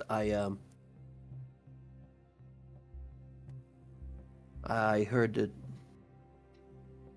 Arenia was never mentally altered like the rest of us. Is that true? Well, and she kind of sits in a chair outside and Pull up a chair just outside of the bars. she looks a bit cleaner too. She's cleaned up, She's not wearing all the red. She's got this really nice white ladies vest on with a little shirt through it. Yeah, that's when she explained it to me. It was everything was her and Derval's idea. They start to finish played every one of us, arranged what happened to me, manipulated the other three of you. All because they apparently wanted power and did not like what we had. What we had. Yeah, she did not appreciate my natural ability nor the relationship that you and I shared. You see him, he takes him a moment, right? He's quiet for a little bit, kind of processing everything. You see he moves and some of the wounds kind of some of the stitching is almost reopening. Kind of looks up to you, says, there's nothing I can tell you to express just how pathetic I feel that I let such magic change what you were to me. There is no excuses, and I want none of your forgiveness if you ever decide to give me any, because I don't deserve it. I'm sorry. I just want you to know that. I can't give you forgiveness and accept an apology. Those two don't go hand in hand. But I can accept the apology if you accept a slight bit of forgiveness. I mean, that's what apologizing to someone is, there's... To accept it is to give some forgiveness. I understand. So do you want me to accept the apology? Maybe not quite yet. Fair. And there's a moment where he's just sort of looking you in the eyes, like looking at your face, and you see him smile just a little bit. He says, I always felt something was odd or wrong. Everything that person that claimed was you, reborn, everything she said. It Well, of sounded course. like She liked to wear sleeves. I fucking hate sleeves. Everybody knows this. wasn't the giveaway. That was not really much of a giveaway. It was I don't know, the small things. The way your hands sometimes move when you're casting your spells, the extra bit of flair. There was something just... It was the face she made whenever she spoke to me, and it doesn't matter now. Even if I knew, apparently I had no choice. I'm sorry, I never gave you an opportunity to escape, to wound me and escape, to get out of that in any way.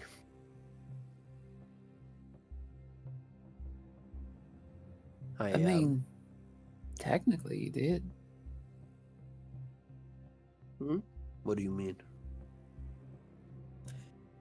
Look, I don't usually believe in things happening for a reason.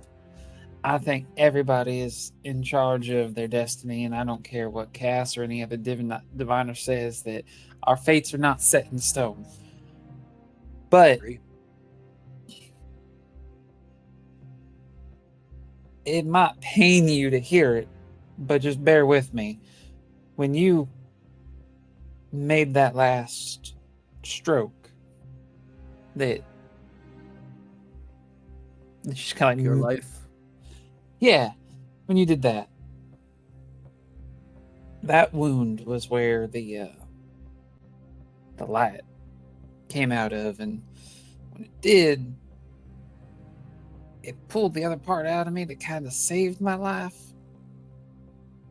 So, in a way, had you not done that in that spot,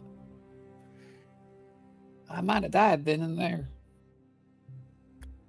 So maybe, just maybe, there was a part of you that resisted just enough, not be as lethal as you could have been.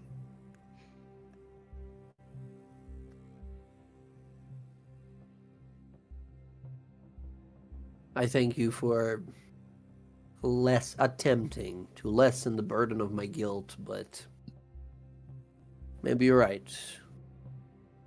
Maybe some part of me knew, or maybe that's an easy excuse I can tell myself. But still, the only thing that matters is you're alive. You're well. You look great. You still can't believe it about Arenia. She was always a friend, one of the closest confidants, but I never knew she had Who's such that Pokemon? hatred towards you, such feelings towards me. I feel like a fool. You feel like a fool. I have never told anyone as many secrets or insecurities or just my day-to-day thoughts as I ever did to her. And there were so many times she gave me sound advice too, when I couldn't control any of what I was doing, when I struggled to even grasp the basic concepts of what I was supposed to learn how to do. She was always there. She gave me the answers. She taught me, showed me how to have better form and function of my magic. And I always tried to tell her that everything I had ever achieved was because of that. But She was a wizard, you a sorcerer. I never assumed she would see your gifts as unwarranted or unearned. You were the most powerful of us, but I don't know. I never thought of you as our commander, leader maybe, but I don't think she saw it that way. I was always impressed by the things you could do, huh? Even though fire was your power, it always reminded me of, well, a phoenix, huh? It didn't feel like it was all destruction when we were close. That warmth felt comforting, yeah? If I only knew what I do now back then.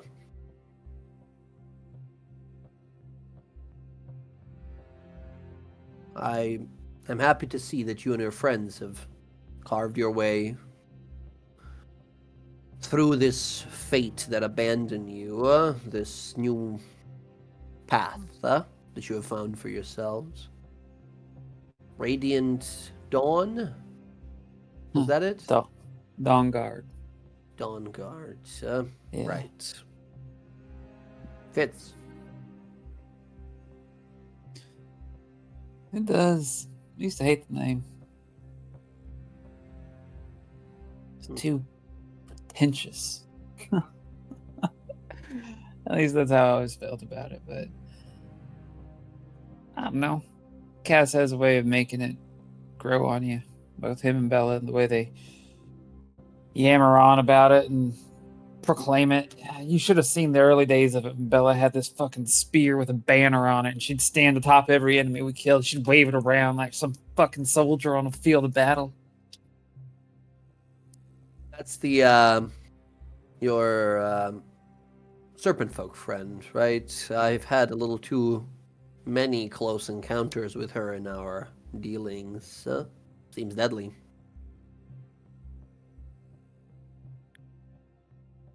Well, you know, like a like a snake, you know, calm till you prod him too much, and then lights out.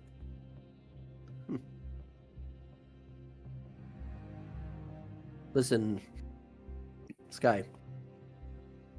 Hmm?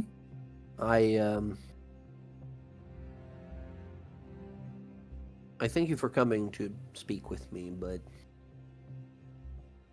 I'm gonna be here for a very long time, if not the rest of my life. For all the things we did. I never knew better, and yet that's no real excuse. I never knew what else could be out there for us other than our purpose.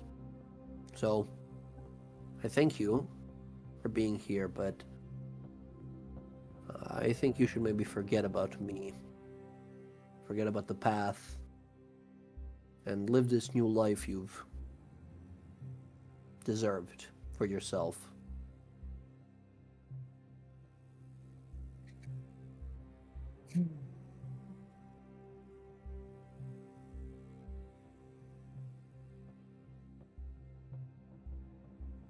I can't say that there's a chance of you getting out of here anytime soon.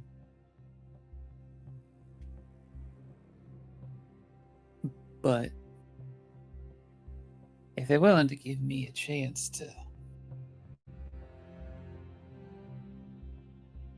in some small way, make up for everything I did, and let's not mince words here, I arguably did, I think, hands down, probably the worst things out of all of us. You were our, explosion mage.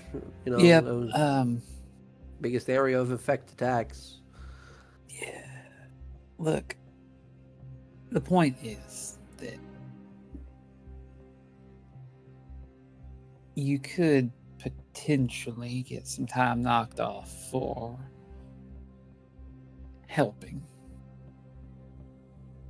Helping? Helping who?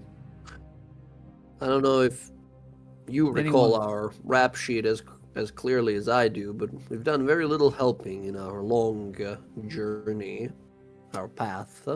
Yeah, and somehow in the span of 2 years, I've managed to help enough that I'm not behind the bars.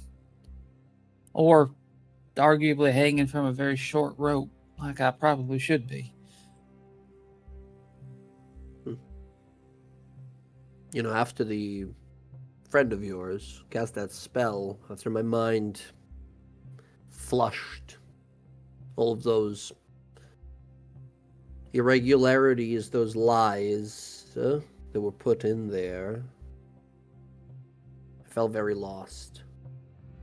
But I heard about all the things, rumors, about the DawnGuard, about you, everything you've done, all the things you've achieved, fighting dragons, slaying demons, fighting an entire invasion, battling in a war. I rode a dead fucking dragon through the sky as it barreled towards the earth.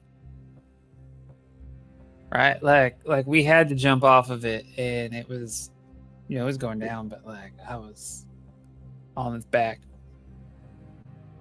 Yeah. That's what I mean. It's that.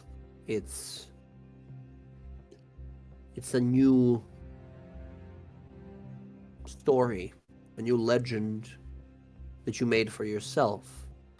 You weren't some horrible way what happened to you, set you on a maybe better path than what we would have ended up. To this day, now sitting here, I have no clue who the Red Prince is, or if he was even ever real. I had to wager, based on everything I've learned, I believe our vaunted father that taught us everything is Vecna or Zekteron, one of the two. I wonder if Larmond ever knew. I wonder where he is today. He is alive and well and living in our little hometown. In the desert. Yep. I found him Truly. and I put him up with enough money to live out the rest of his life in as much comfort as that can be afforded to him. I hope to go back there at some point and take something that can fix what Arenia took from him. What she took from him. I Eyes and feel like I tongue. know so little. His eyes gonna go wide. Thank you for coming. Thank you for talking to me. I know you didn't have to. And once again, I'll do everything in my power to remedy the past, as little as they'll do, but I'm thankful for this moment, for getting to talk to you again. Well, and she kind of gets up from Mhm. the chair and she digs down into her shirt and she pulls up this chain. She holds it up and breaks it and pulls like a little gold ring off of it and hands it out to him.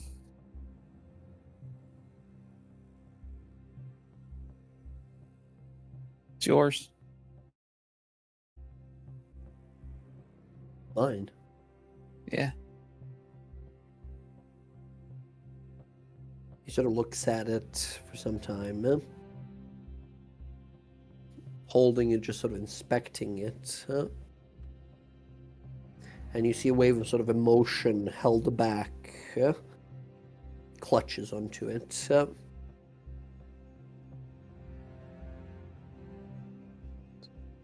Thank you.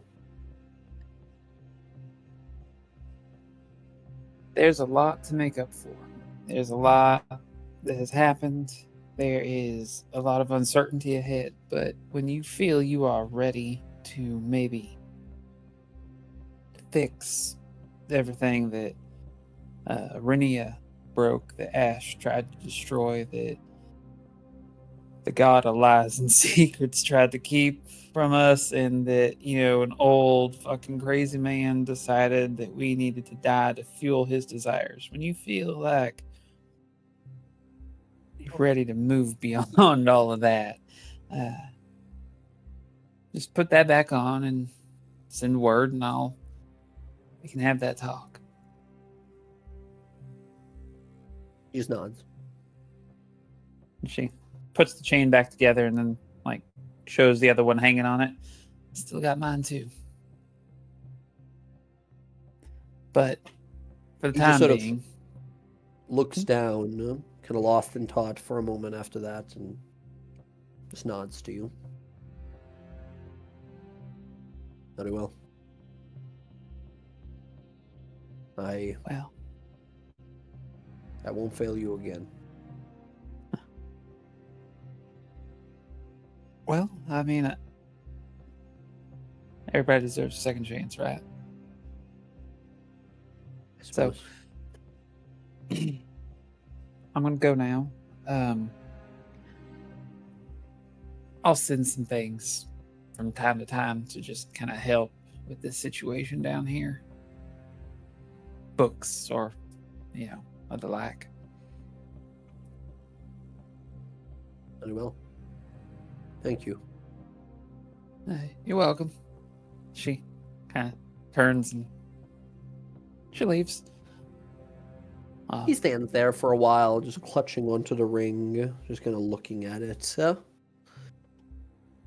Before he sort of sits back down himself as you walk your way down. Stella Latimer yelling at you that you stole her eye. You leave the prison behind. You step outside and go about your life. Some things happen in between, but about a month or so after the beginning of our sort of downtime here, Sky, you find yourself in Western. You're walking about, you're back at the home base. Once again, reminder, friends, we have a house in Western we got for all the hard work we did back in Turst Fields and all that.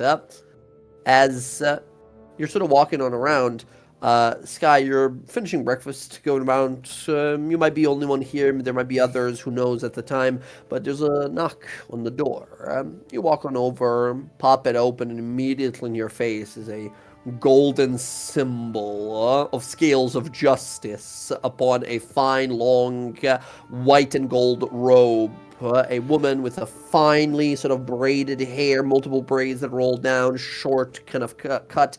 A golden glow to her eyes, a holy sort of censer at her side.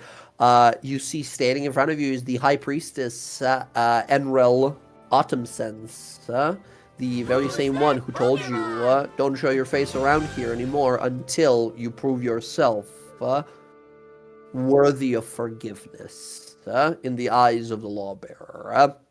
You see a small retinue of priests with her.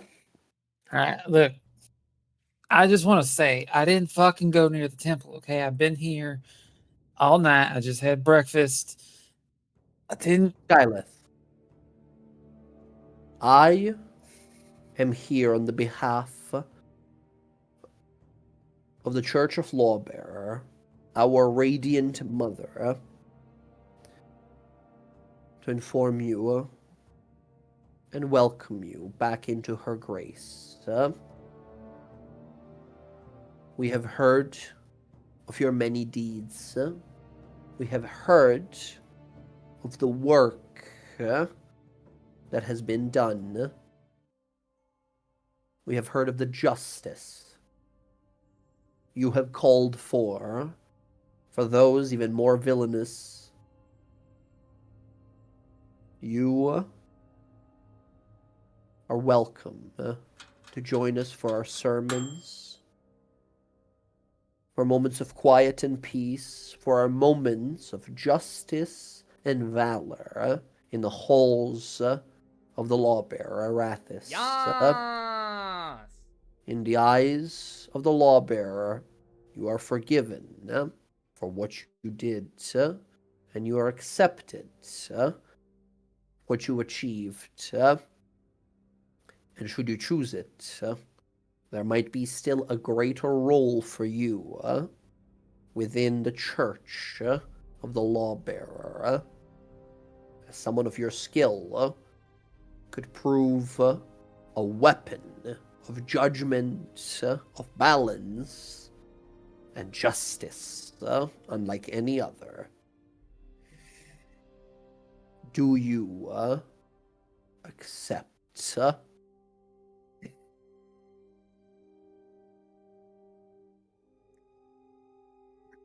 I do. It's a hell of a speech. Can I put my shirt on real quick and give you a formal answer? You have 2 minutes. Give me a sec. He We'll shuts run the door. back in. Yeah. Comes back, shirt on. Yeah. I accept. Keep in mind what we offer here to you, a place you've earned amongst her faithful. But what we offer here instead is a position granted to not many of similar level of power. It will take conviction, it will take devotion, and it will take an innate understanding of what justice is. Do you believe you have that understanding?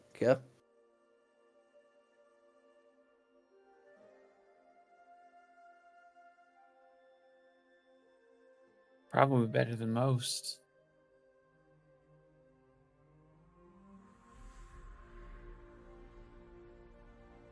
And now, here, as you stand, hero amongst the peoples of Tal'dorei, great heroes from across our fair Tal'dorei Republic, I have asked you long ago when we last met if you would be able to judge yourself guilty or innocent. You told me your answer then. Has it changed?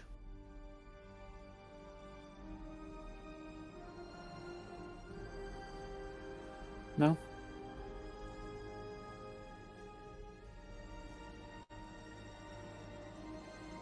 I'm not innocent of anything I did. I did it willingly for what I believed in at the time. So if you were to ask me, am I guilty of all that I did before setting down the current path that I'm on? Yeah, I am. And I don't Very well. seek to hide that. Then your path to true balance in justice eyes will be a long and arduous one. But it all begins with a single step. And she steps backwards and holds out a golden and white cloak that she holds out as if to give to you. Should you take that first step into the sort of embrace of the lawbearer in some sort of service to the church of theirs.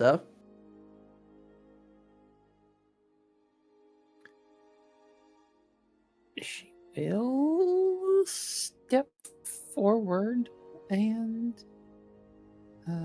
take it. Yeah. She places the cloak slowly on you. You see the rest of these priests kind of nodding along, proud and impressed here.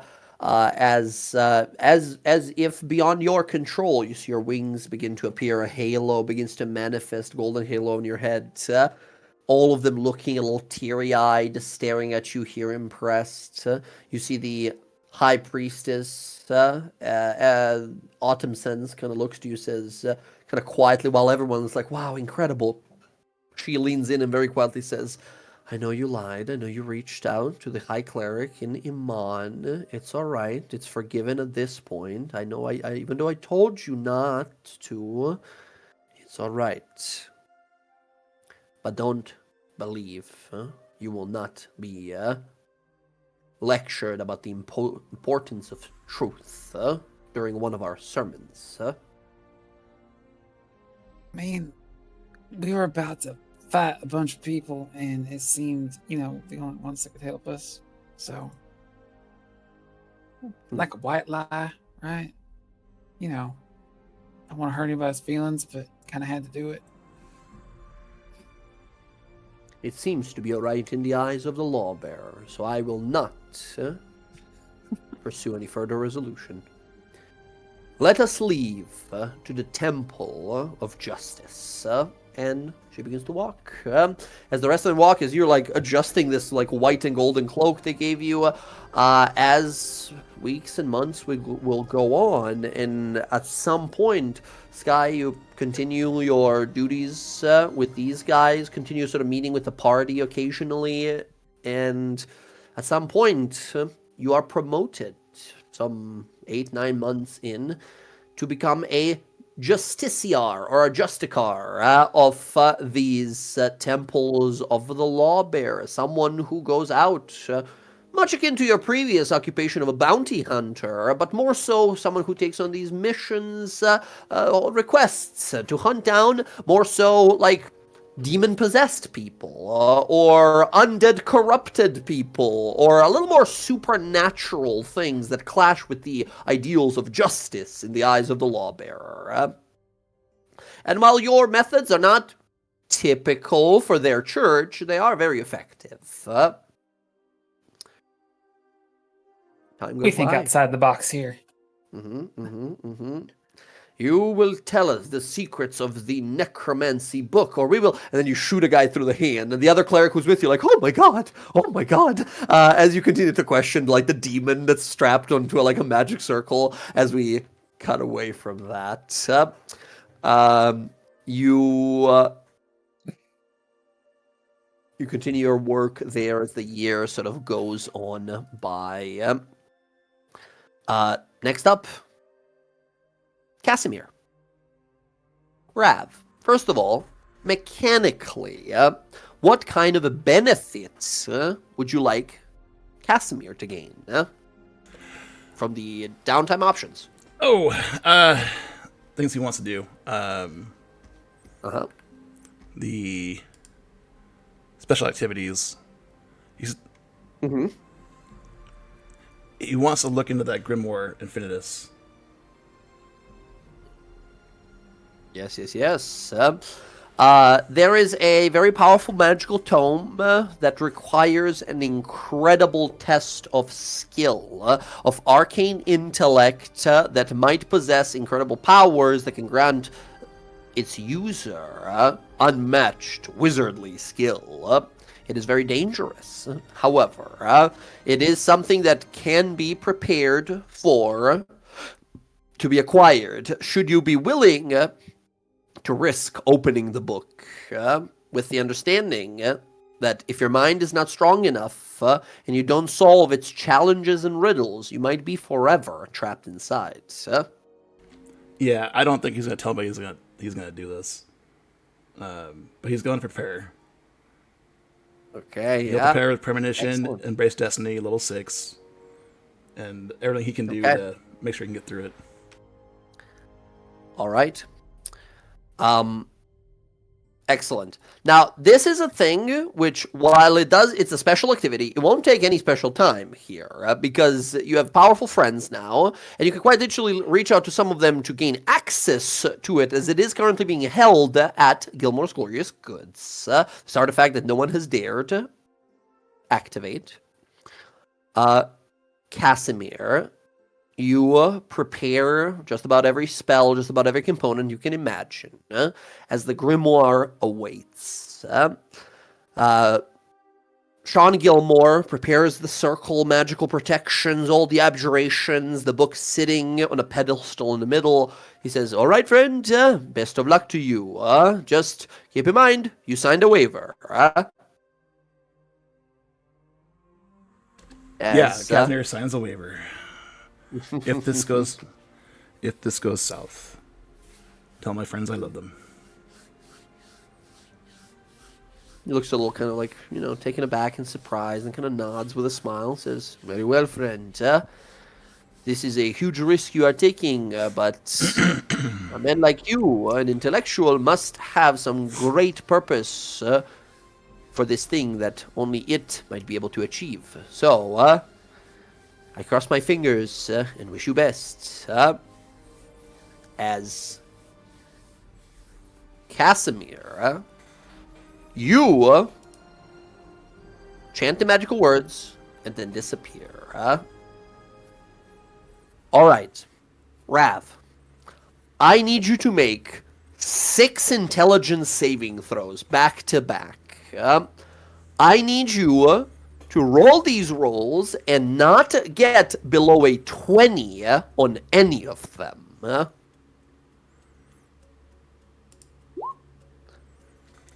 Does my preparation give me advantage? Bad start immediately. I will say you have some numbers that you can use that you've prepared and such, and they don't necessarily just need to be singular type rolls. If you have any spells or abilities that add you stuff, because what's going to be happening to you now is going to take... Does my preparation give me any kind of advantages?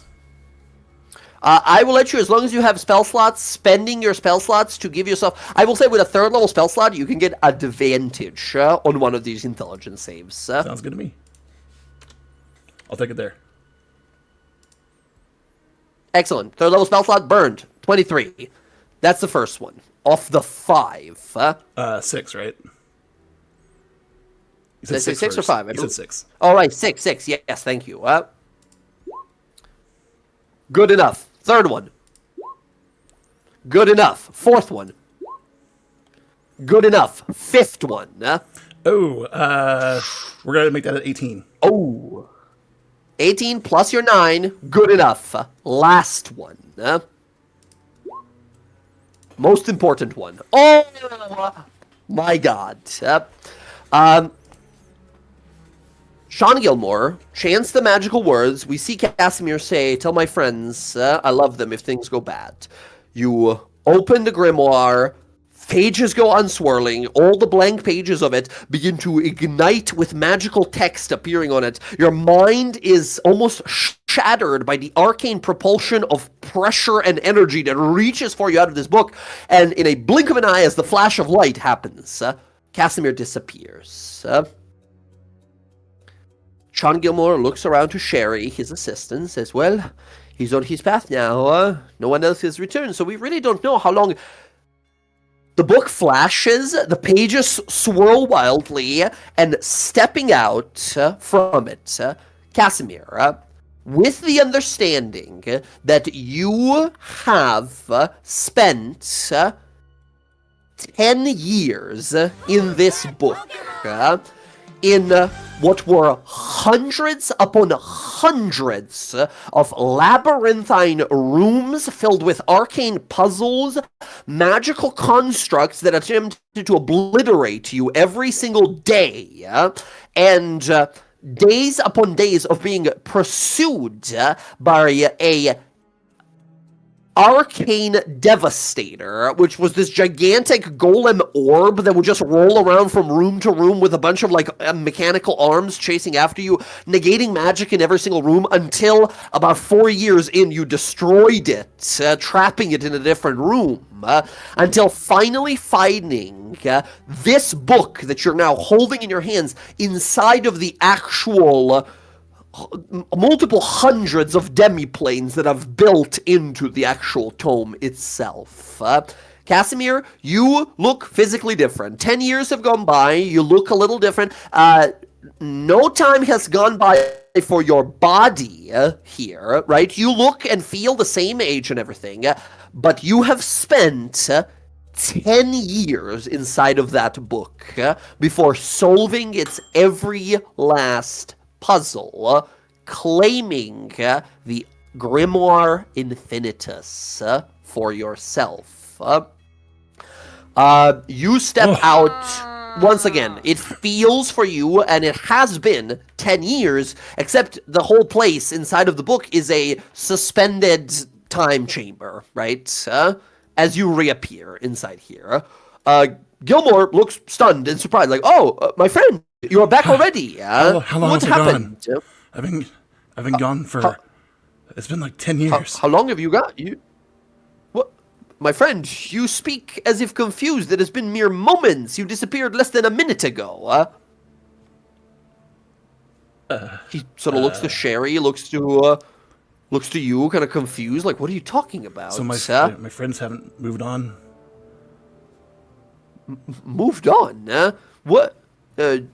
You are confused, my friend. It is... No, everything is...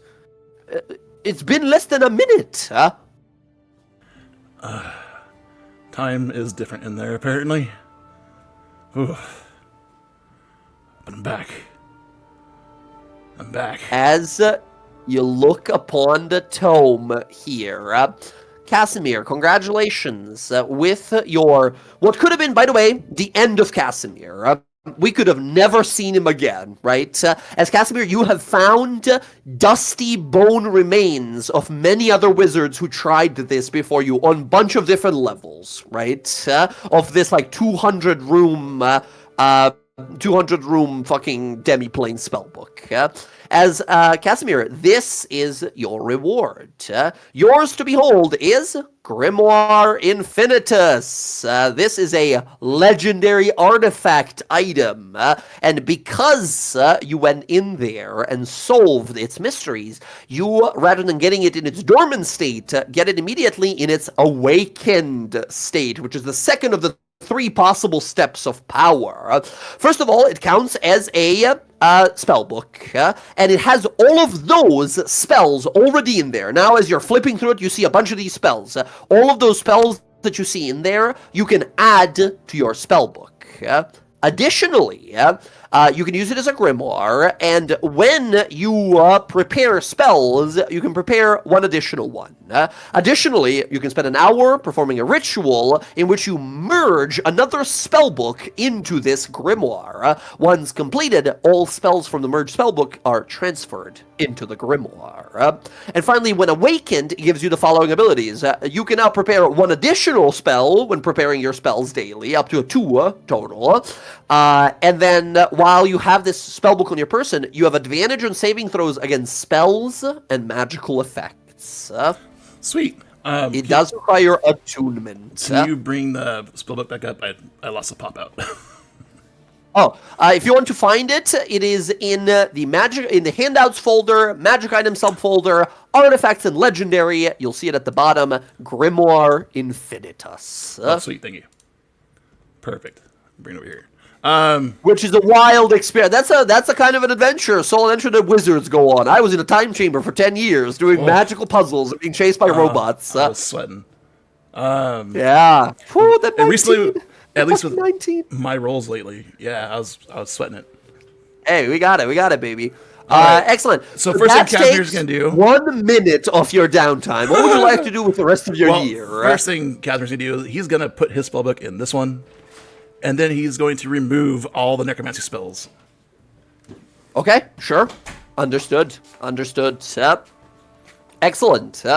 Casimir, this is a infinite spell book. In the future, if you just get spell books, put them in there, your library expands infinitely. Yeah. Awesome. The Okay. perfect wizardly artifacts. Yeah. All right. What about anything else you wanted to achieve that year? He wants to visit Ash. Other than probably therapy, right? You're a little like out of it after Yeah. that. He'll have to talk with his friends, and then Yeah. he will. You guys saw Casimir that morning be like, I have something to take care of. And he shows back up, a little shaky, a little twitchy, like he went through something that afternoon, right? Yeah. But Alright. he would like to actually Mechanically speaking, anything else? Yeah. he would like to visit Ash. Okay. At some point in the year, you, begrudging, although some of them may be, the elves of Singorn must accept you guys and respect you as the heroes of the nation. Many things that you've done, the heroes of the War of Sword and Scale. You are allowed into the elven, the section of the city in Singorn called the Barrel Keep. A massive set of trees that have wooden enchanted reinforced cells dangling from the trees high up, some almost 100 feet above the ground floor. As you see there currently sitting and kind of looking across the city,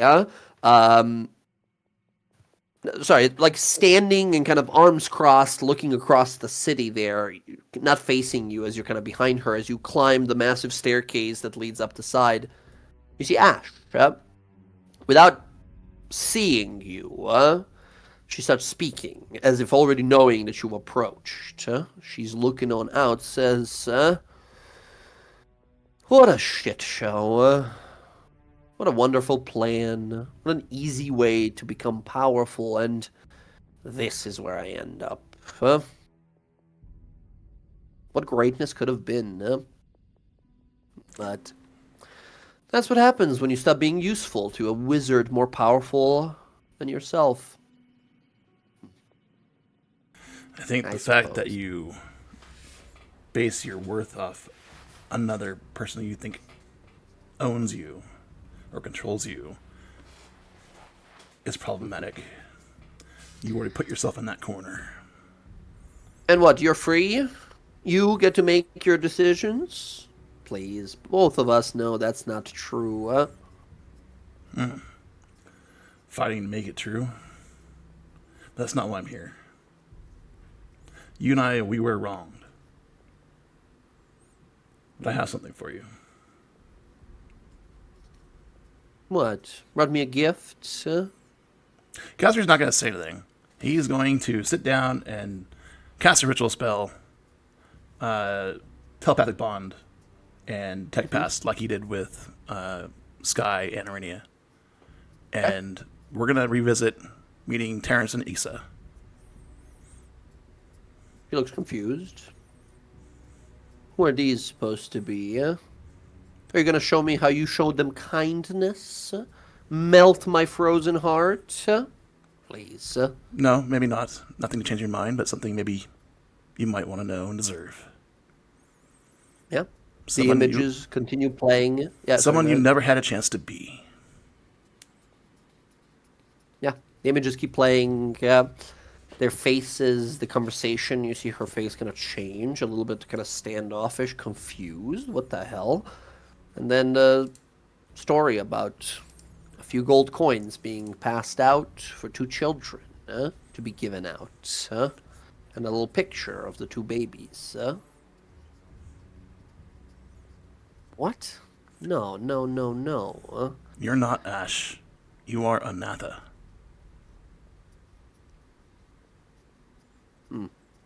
I think I prefer Ash. Why are you showing me this? Why does it matter where we came from? Thought you deserved to know, that's all. And you? She turns towards you finally and says, now that you know, do you feel more free for it? Do you feel, what, more complete for it? I do. It also shows me what I'm fighting against, so people don't end up like us. Like us? Don't give me that bullshit. You and I are the only people that matter. The rest of your friends, too. People who go out on a cliff's edge in the middle of a storm and take a leap into the choppy waters below. And we're the rare few that land in the water and not on the sharp rocks in the reef. We're the people who risk it all. Because we understand the only thing that controls this world is power. You have it. I have it. As hampered as it might be in this little bird cage. Your friends too. One day, greater evil than I and you and all of the world will rise. And you know who's going to stop it? Or fail to stop it? People like us. The only ones that matter. Spare me your preachings. Common folk, magicless folk. They're nothing but insects, accidentally crushed by a heavy boot beyond their understanding. That's such limited thinking. Those magicless, broken, weak people you see, they are why we are alive. We're alive because we fought tooth and nail. When you fled from Zaktaran, did you do it through your fists and claws, your horns? No. You were clever. You used your magic and attempted to kill him. No, Still remember I didn't. the day he showed up.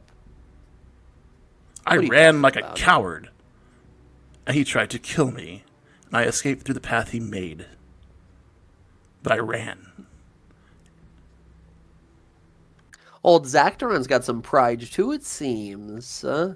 What he told me is that you set up a trap, that you tricked him, a conniving move. He's a a little too madman. prideful to accept his own shortcomings, I see. Well, the one thing he believes in is that you and I are special in some way. He won't stop until he fulfills whatever that prophecy that he has self-concocted. I'm no more of use to him, but you, my little brother, he might use you still. And you know, when that moment comes, when he's standing before you, when he realizes just how deadly and powerful you can be,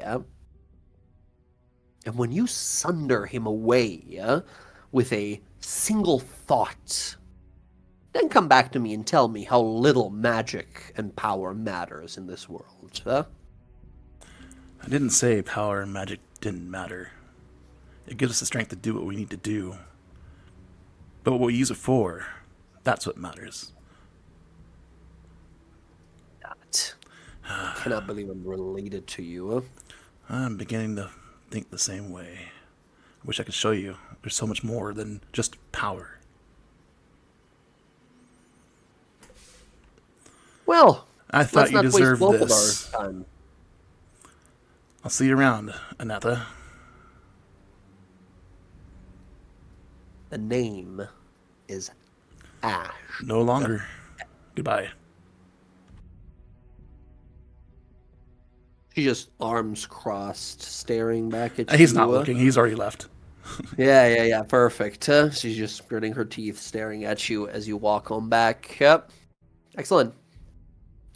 About 4 months into the downtime, Casimir, you are walking through the erudite quarter of Iman. There's a meeting you've been summoned to by the Arcanist Allura Visoran, asking for your presence, pleading that you show up As you are kind of moving on through, you're wearing some fine robes on you and such. The Arcane Grimoire now at your side. You see a building close to the Alabaster Lyceum with a massive symbol of the Arcana Pensophical tabard that has been thrown over the massive flag on the side. As, once again, this is what the the Arcana Pensophical symbol is. God, Roll20 is so laggy tonight. What the fuck's happening? As you approach and enter on in, it is a somewhat eerie, slow entrance along a corridor. No lights that are currently on. Kind of hard to see around in the dim light. But as you enter, magical torches begin to ignite and then encircle you as you find yourself standing on pretty much that exact symbol, but engraved into the floor beneath you. As you see a group of hooded figures emerge around you, one of which revealing her hood, Alora Vysoren.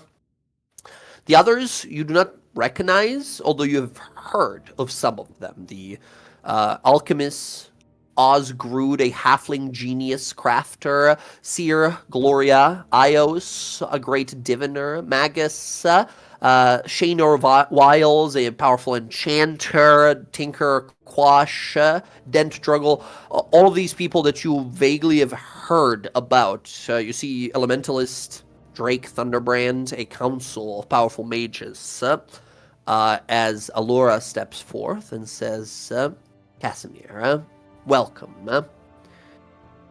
We have invited you here, me and the rest of my equals, the Arcana Pensophical, the council of wise mages, or at least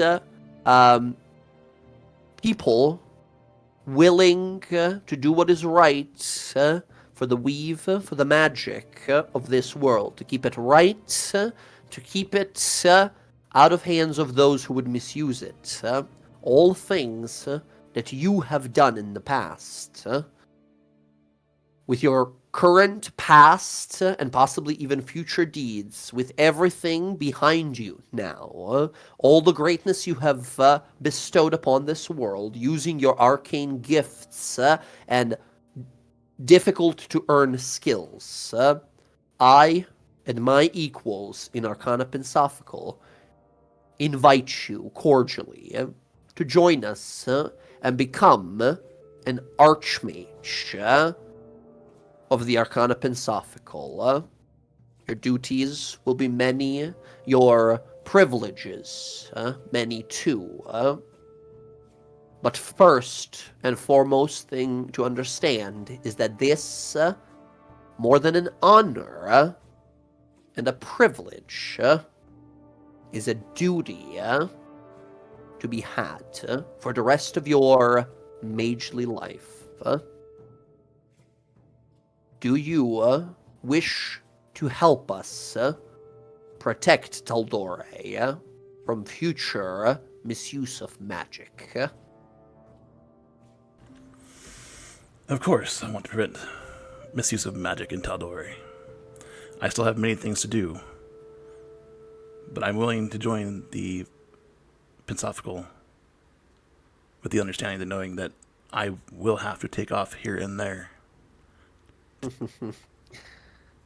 She nods. You see someone kind of smile along. You see a very old for an elf, even. This sort of like used to be like brownish blonde hair turning gray. Enchanter Urek Windkeeper, the founder of Arcana Pensophical, ancient Archmage. He looks on over to you and smiles, says, "Dear boy, I have spent hundreds of years doing best I can to help new practitioners of magic see the true path. And even to this day, something truly inexplicable and complicated happens that causes me to go off on an in an equally inexplicable adventure with some old associates of mine. This job has no desk, no office.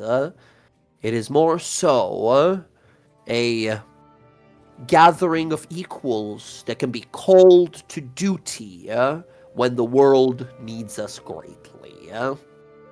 So worry not. All the freedom you will have. Don't mistake Alora's example. And Alora kind of like smiles and kind of like shyly kind of looks down a bit and says, don't mistake Alora's example of duty as what we do here. Alora is a member of the Tal'dorei Council, the government of the Republic, but she's also a member of our secret society.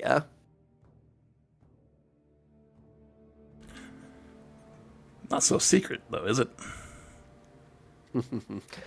Less so secret, I suppose, as I'm sure some of our members would like it to be, but we are here to be called to arms, to defend, to abjure and evoke all magic we can to keep Tal'dorei safe. All of Tal'dorei? All of Tal'dorei, From the southern edges, where even the most tyrannical members of the Iron Authority exist, to the far northern reaches, to my people's sister city of Lyrengorn, and the tundras beyond it.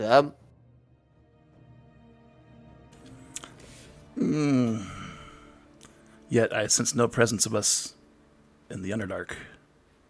That has been on Casper's mind since he made a vow to go back. Yeah. So I think on his downtime, he's going back. Yeah, they kind of look amongst themselves and kind of look to you.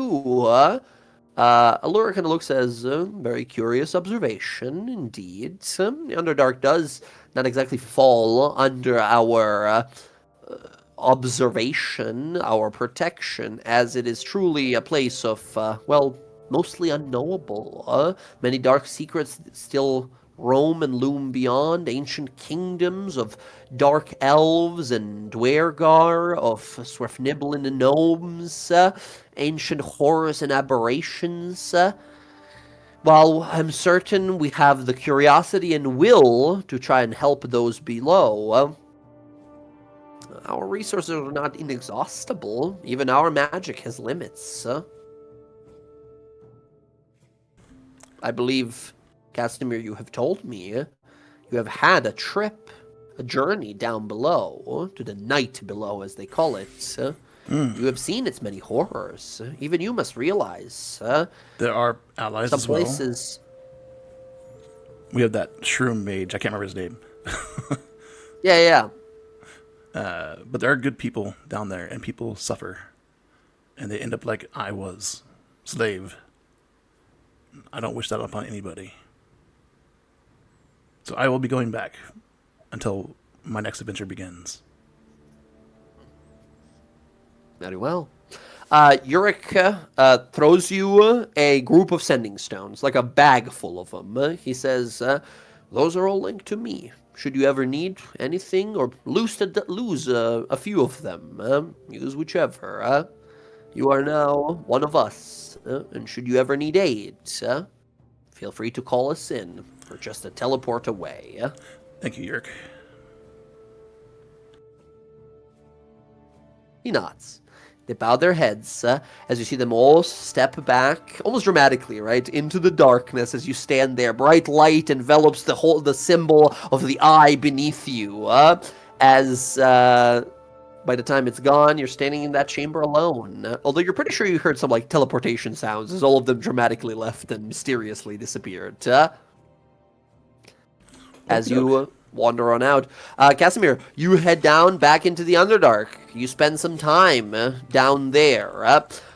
You go down there for a while. I mean, you tell me, how long do you stay down there? Probably the better part of the rest of the downtime. So probably a few months.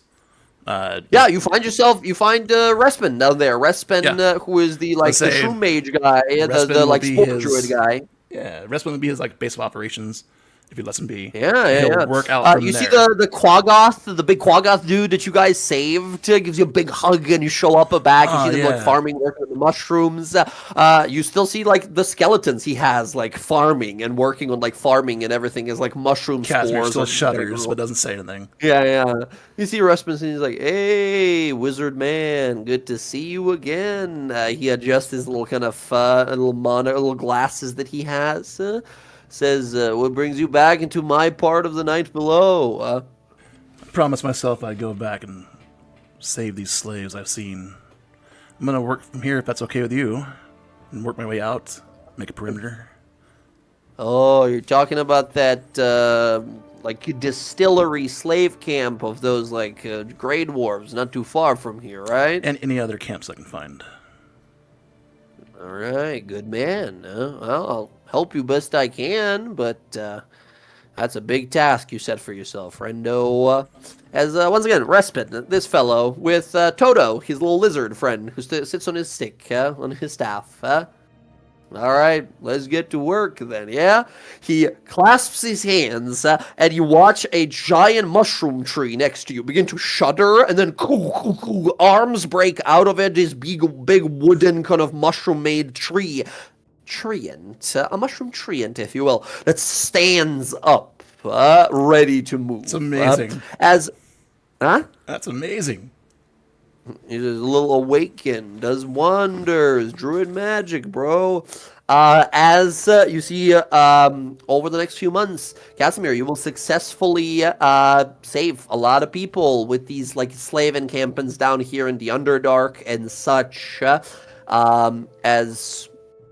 Quite some time passes before you sort of see your friends. This is like the last thing that happens in the downtime last few months. Okay, perfect. Perfect. Once again, you did all this stuff. Did you say mechanically? What did you want to do? Mechanically was the grimoire. That's all I really cared about. That was a minute. That took a minute, right? So if you wanted to, you could have gotten an expertise or a feat within that year while you were like adventuring and doing stuff. Gotcha. Understood. Excellent. Time passes by for you as well. Next up, let's go to Bella. You find yourself that afternoon after you guys put away the red path, right? Walking through the city, looking your way up towards the Cloudtop district, where they, of course, recognize you, great hero that you are, let you on in, and quickly meeting with you, currently just leaving a little kind of diplomat meeting she had with a faction of these like people here in the Tal'dorei Council. You see Anahia. She looks at you, eyes immediately bright and happy. She runs up and gives you a big hug. Says, Bella, you back? Everything all right? You guys have a tendency to disappear and do some crazy stuff that you didn't tell me about. Nothing too crazy, I hope?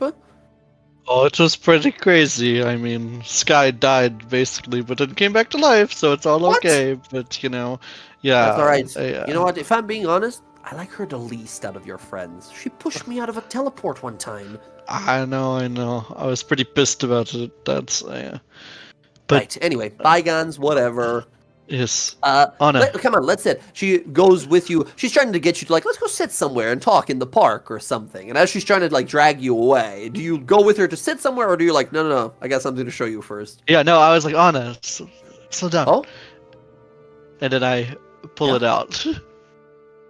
You pull it out. You bring out the Luxon, the Isender Harosi, this strange-shaped beacon of light here. She looks at it. It takes her a moment to realize what you're holding, and then her eyes go wide. She puts her hand to her mouth, shocked and stunned. You see her immediately begin to tear up. I can't believe it. You did it. You promised you would do it, and you did it. How? What happened? She looks around like, are we okay showing this around? Where's the people that took it and everything that happened? What? How did you do it? When? Me and Gwyneth are behind bars. Yeah. That's so... I can't believe it, sir. Come, we must go home to V's Isle. We have to go back, inform the High Priestess, inform your mother. She will be relieved greatly to find out his return after everything. She's been in a terrible turmoil. You've shown her mercy, but still the mental weight can't be easy. And I want to return home as well. It needs to go there, but we need to make sure that it's protected this time, that they can't take it again, and that... have you been working with them on better transportation between our people? Very much so. There's been talks of sort of like ship travel and possible like exchange of goods. Funny enough, they're really interested in a lot of like archaeological stuff, which we have on our island a bunch, but it's very much so like personal history of ours. So I'm trying to keep it close to the chest type of thing. Although they have great needs of like animal hides, and most of the animals that live on our island are ginormous and destructive. So maybe cutting a few of their numbers wouldn't be too bad. They're very interested in our magic and our way of life and such, in sort of like wood and rare precious metals and stuff like that. There's great interest of powerful relationships in the future.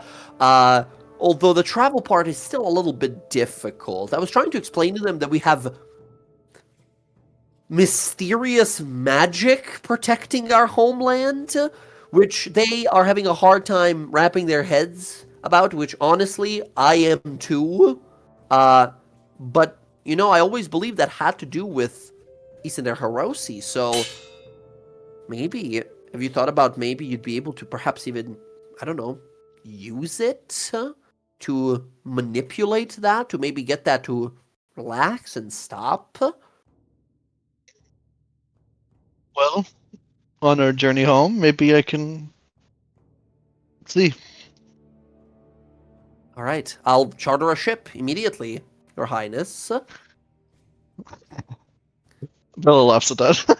Yeah, she quickly moves and prepares as a sort of advisor to you. You're as if a sister, right? As basically a sister, and now a royal advisor. She prepares a trip, and we cut to about a week and a half later as we see a massive sailing ship moving its way towards Visa Isle. Dark storm gathers above.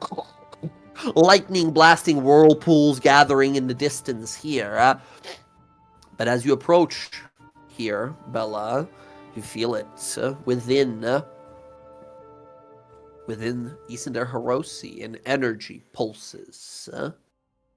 It feels warm, hot to the touch almost for a moment before that warmth passes to you, and it becomes one with you. You see within the light a possibility. Again, what it could have been, what should, maybe could be, you using the powers of the light here to create another future, another possible path where the strange probability and unexpected outcome kind of a magic that surrounded your island for years unfathomable could be calmed, opening a path for future relations, for friends, powerful allies, a union, an alliance. As you hold the beacon there in your hand, can I have you please roll your choice of intelligence, wisdom, or charisma saving throw, as you hold it aloft and try to seek out that path where the seas calm and let you pass. You said intelligence, wisdom, or charisma? Any of the mental stats, your choice. Okay. You can absolutely have advantage. Oh, 23. Let's go. 23. As you hold aloft Isaner Hiroshi. A bright, brilliant light covers the coastline. On the coastline, you see our people. The word already has traveled. Hundreds upon hundreds, if not thousands, of Yuan-Ti all standing there looking, all of them awestruck as they see a star burning brightly, approaching the coastline. The dark clouds begin to slowly dissipate as sunlight pierces on through. The wind buffets against the coastline as the ship safely arrives. Dispelling one of the most ancient mysteries of Tal'dorei, Bella, you change the future forever so here in Tal'dorei, making it so people can now safely arrive and travel from the Visa Isle.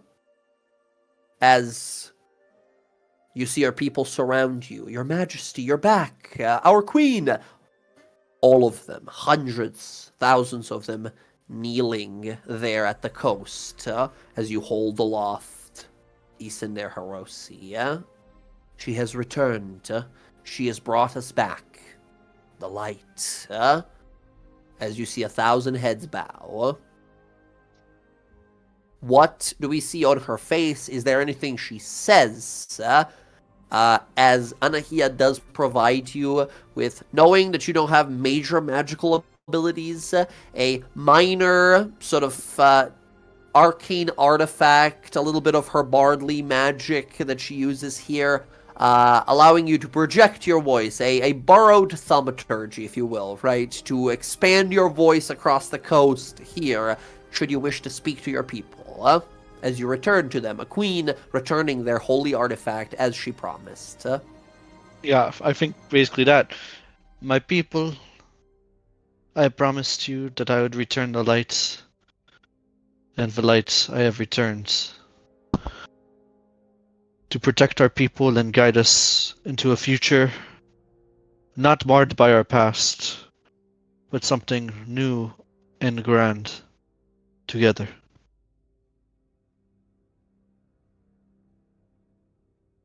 You see tears down the people's faces here, looking up in absolute astonishment and awe. Someone eventually calls out in the back, "Hail the Queen! Long live the Queen!" As everyone, "Hail the Queen!" roars across the coastline. The trees shake as thousands of feet begin to walk together back. I hold up the Makohiro and Sunbeam. Sunbeam shoots up above fucking Skybeam, as in one hand Isaner Hiroshi, in the other the Makohiro with the Sunbeam shooting up. The Queen of Light has returned, as portraits will be made after that, like art pieces for years to come of that exact pose of you holding the artifact and the blade aloft. As you return, we cut to about a few hours later, as you see Suhis, the High Priestess, that you have left kind of in charge, like pseudo in charge, like as a sort of vassal while you're like away, basically. She bows her head to you deeply. Our queen returned with a promise accomplished. She gestures to you the pedestal above the throne chair where Isaner Hiroshi used to sit. The very same one you saw as Ash plucked it from year and a half ago or something. It's been a while at this point. As you return it to its pedestal, this powerful energy of light coursing through you, filling your every moment and thought momentarily, as you turn back and you see the high guardian, the serpent warden, you see the high priestess, the master of the arcana. All of these who will be your like counsel and advisors in years to come bow their heads to you as you sit on your throne. As you sit there looking to your people, there's a powerful sense of accomplishment.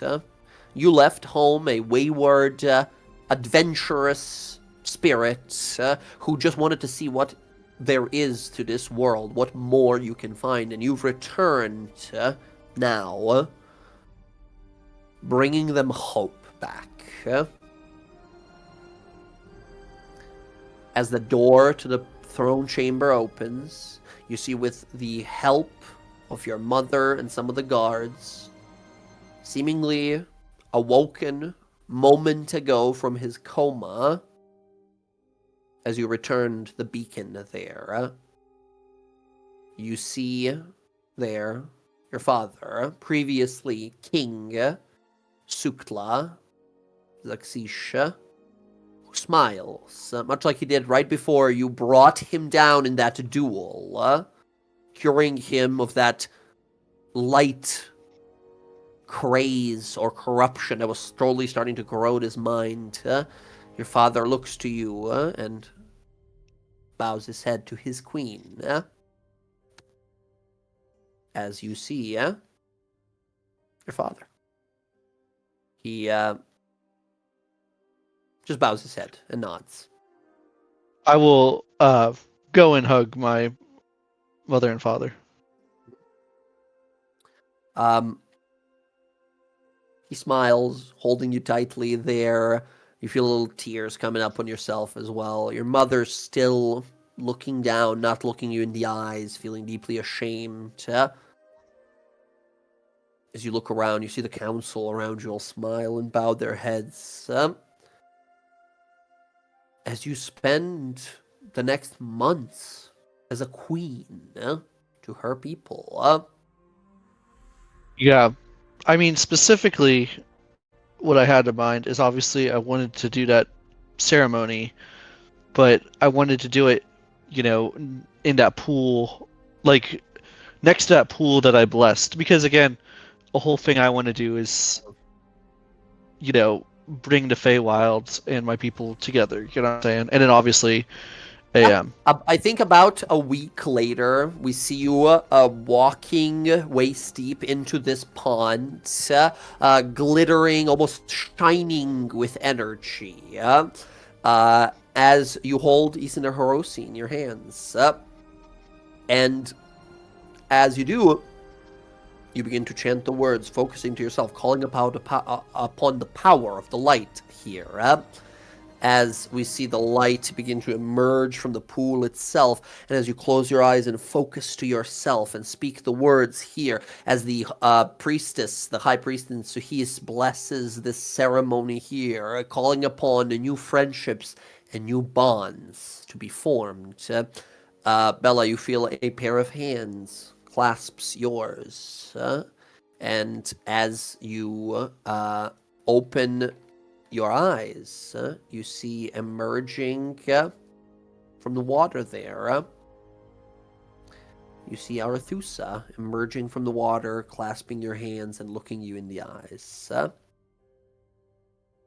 As the Moon Mistress smiles to you, beautiful as you remember her, she holds your hands there as a swirling, watery Fey portal begins to open, and you see a group of Fey pixies and sprites, satyrs that come on through, little bunnies in tiny little tuxedos with little unicorn horns on, a wisecracking owl of multi-feathered display that flies on through, as all manner of Fey creatures begin to slowly enter and look at this place. People who have experienced that magical chaos and improbability a lot of their lives as well.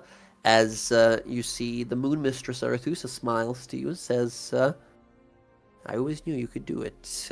I watched every moment of the way. And I'm very happy for that chance meeting and the bond that we have formed. And as the ceremony finishes, she leans in to kiss you. Of course, I kiss back. You see people staring at this kind of in amazement and awe, tears, smiles, everyone.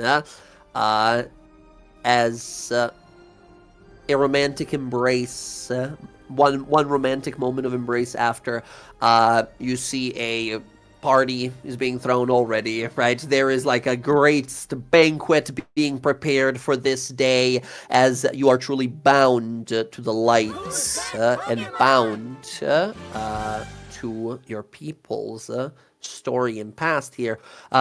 Bella, you are, for the lack of better explanation, kind of consecuted. You are an eternal being that might or maybe be reincarnated from now on, living within the light of Isender Hiroshi, right? As that's you. You're forever now. That's it. You're good. As the people celebrate here with you. You spend months ruling as a queen, and it takes a lot of paperwork. You realize, like, God, there's not a lot of like killing monsters and dragons anymore. I have to like tell people and decide who's right in noble disputes and find out if Anahia can approve a 5% discount if the metalwork is also included with the woodwork that month, right? It's a lot of those as well that you're like, oh, fuck. But still, you learn to be a wise queen as the months roll on. And I mean, I think her insight is nuts, you know? It's like +10 to her insight, and I think that's what she really is, you know, leaning on. Exactly. Very good. Very good. Now, I hate to bring it from this, like, deeply caring, powerful moment to, like, mechanically, what ability are you looking to get? Oh gosh. You have a year, right? You could do what you can kind of do what Cass did before. You can spend about 6 months to get that legendary action, right? Swing that big sword at people every once in a while. I would suggest not earn coin. I think you're good, right? It's just the queen. Hey, what's in the treasury? Now working with the fucking the treasury, as you realize, is not truly just yours. Because if you just take all of it, people will rebel eventually. You can, of course, spend.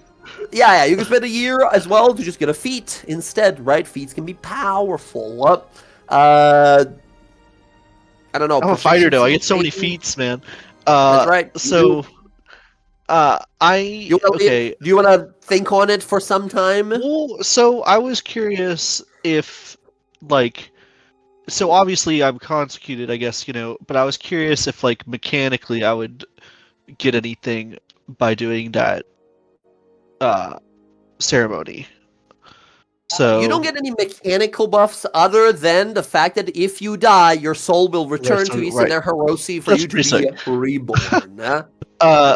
So that's so mechanical. You do +5 damage. Less so, more so like you are an immortal creature now that lives within the light of your people's hope. That's it, Jade. Okay, that's all I get. I did this whole quest for it. I'm joking. Yeah, I feel like the two that I'd be interested in is I would like to see if I can bless my weapon more with Isender Hiroshi, you know. Maybe increase its power potentially, you know, by blessing it even more. Now that we have the light back, you know. I don't know if that would be something I could do. There might be something. I'll message you some things in between the sessions here to not keep it too mechanical as a part of this. And then depending some possibility. Depending on how long that takes, then I would probably do a heroic action besides that. So depending on how long that takes. We can totally say further empowering your weapon and gaining the heroic action. That totally works. Okay. Very good. And I'd spend lots of time with my people and lots of time with Artusa. Even some vacations to the Feywild. So very good. It's just a dip into the pond away, which by the way now is a permanent portal. There is now a permanent portal, a planar portal between the realms on the Visa Isle, and Visa Isle can now be accessed by anyone. Well, whoever the Queen allows, of course. But yes, perfect. Yeah, I just keep that relationship up. You know, gotta spend time with the girlfriend. So. Gotcha. Excellent. In the distance, stop fucking my mom, Bella. Yara, every once in a while showing up. Excellent. That's gonna be for Bella for a moment here as we're gonna That next should jump pop in on. just to be the third wheel. Just be like, what you Uh, doing? Really I'm just close. hanging out, you guys. I'm just hanging out with you guys today. Nothing special. I'm just hanging out. No, not that close. Very good, very good. Excellent. Yeah. Next up, let's jump over to let's go to Roxy next. Roxy, with you, we pick up the day after that event. Day after the day after the Red Path. Arenia and Kenneth have been put away. We find you in what is basically like a hotel room right here in Iman currently. As you wake up, you look on out, you see the balcony window and door kind of open, and there currently, of course, shirtless, we see standing and looking out across the city, there is Jonas. Right? As two of you have spent the night here.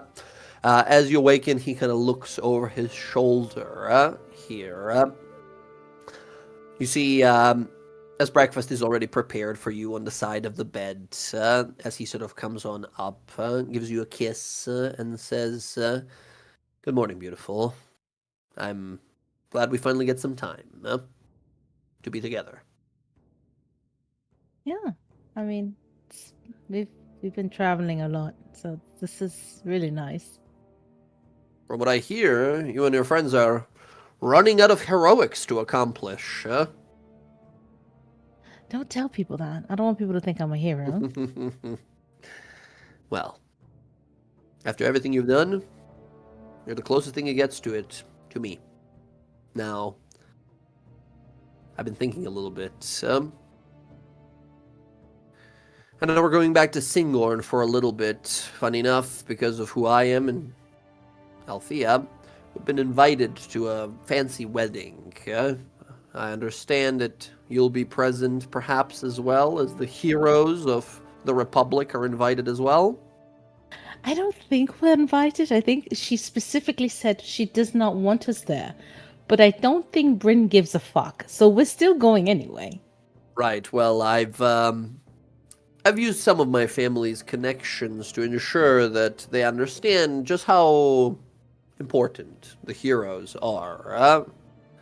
Apparently, the High Warden, Queen of all the Elves, said it should be all right.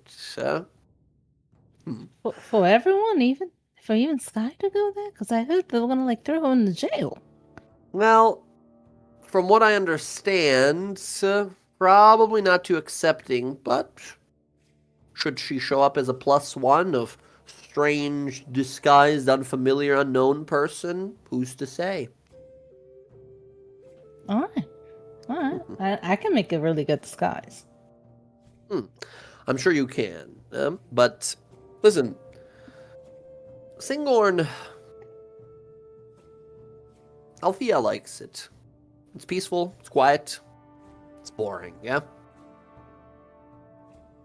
I was thinking, yeah?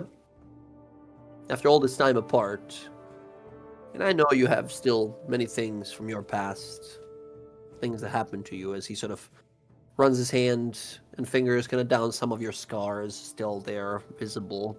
He says, I know there's things you can't quite put in the past yet. And I don't want you to ever think I would ever ask you to. In fact, I just hope whenever you need to truly obliterate someone, you would ask me to come along, yeah? I mean, of course. I mean, I was gonna actually ask you if you want to do some, recon to try to find my sister More than while we're in the happy. city. More than happy to help. Whatever you need. After all this time, I just want to spend as much time absorbing your presence, being with you. I've been meaning to ask you something, yeah? Okay. Maybe not now, maybe not today, maybe not tomorrow, but very soon. Sooner the better. I know I've talked about it and, discussed it, but we've never made it truly, official. So, Will you marry me? Truly, properly? I mean, yeah, I thought that was the whole point. We were gonna get married. Like, it was gonna be like a really big Yes, wedding and but whatnot. now we have finally time, is what I'm saying. Oh, yeah? you want to do Maybe it it's the now? time. Well, not maybe now. Like I said, maybe not tomorrow or today, but I would love to show how much you mean to me. I want to make it official. It's been, I figured, long enough time, and once we put down all the dirt bags that you need, the throats rent and cut, we find some time to maybe invite your friends. In fact, this wedding that your friends are going to, this priestess that is getting this priest that is marrying to the high warden, to the sort of the lord of the high general there, sort of got me thinking. Everything's always coming up. The world's always ending. There's another bullshit around every corner. So maybe we take the time we have and make the best of it. And the best time I've ever had was with you, I would love to get married. I mean, I don't even care if it's right now. We do it small. It doesn't have to be big. I just wanted to do it just to shove it in my mother's face. But, I'm happy to get married whenever. I have all the time in the world, And I to wait don't. for you. Well, sort of, right? You have an elven blood in you as well.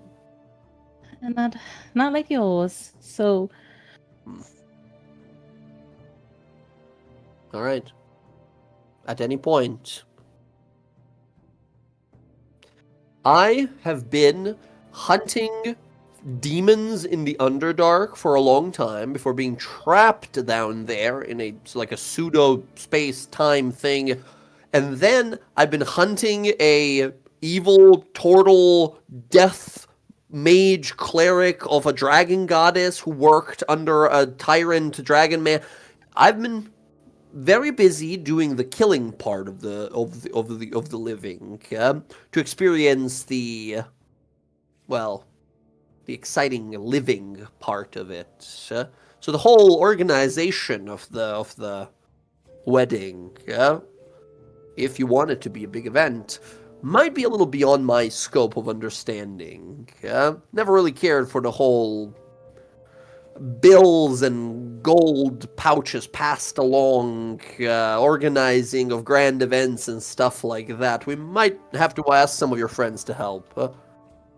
oh, of course. And the beauty is right after we get married, we're going to go right back to killing, but things as a couple, together.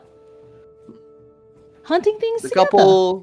The couple that kills together stays together. I think that's the right. saying I've heard. It is the saying, yeah. Very well, very well. I have a really long list here. Just going to go open the book. Just a bunch of names in there. I'm putting a lot of names in here. Putting a lot of names, so... Just adding to the list. I heard there's a deadly vigilante of sorts mentioned down in the lower city, and they say she is as deadly as she is breathtaking. You wouldn't happen to know anything about that, huh? Don't tell anyone. It's totally me. You're the only one who knows. Really? Well, you might have to look out. There might be another one showing up soon, making sure all kinds of scum and villainy is left as a warning to next who might approach. Oh, we can have like a rivalry. Like enemies to lovers, and no one has to know. We can write on the walls, almost like love poems to each other, made of the blood of these villainous drug dealers and abductors and all these foul, foul people.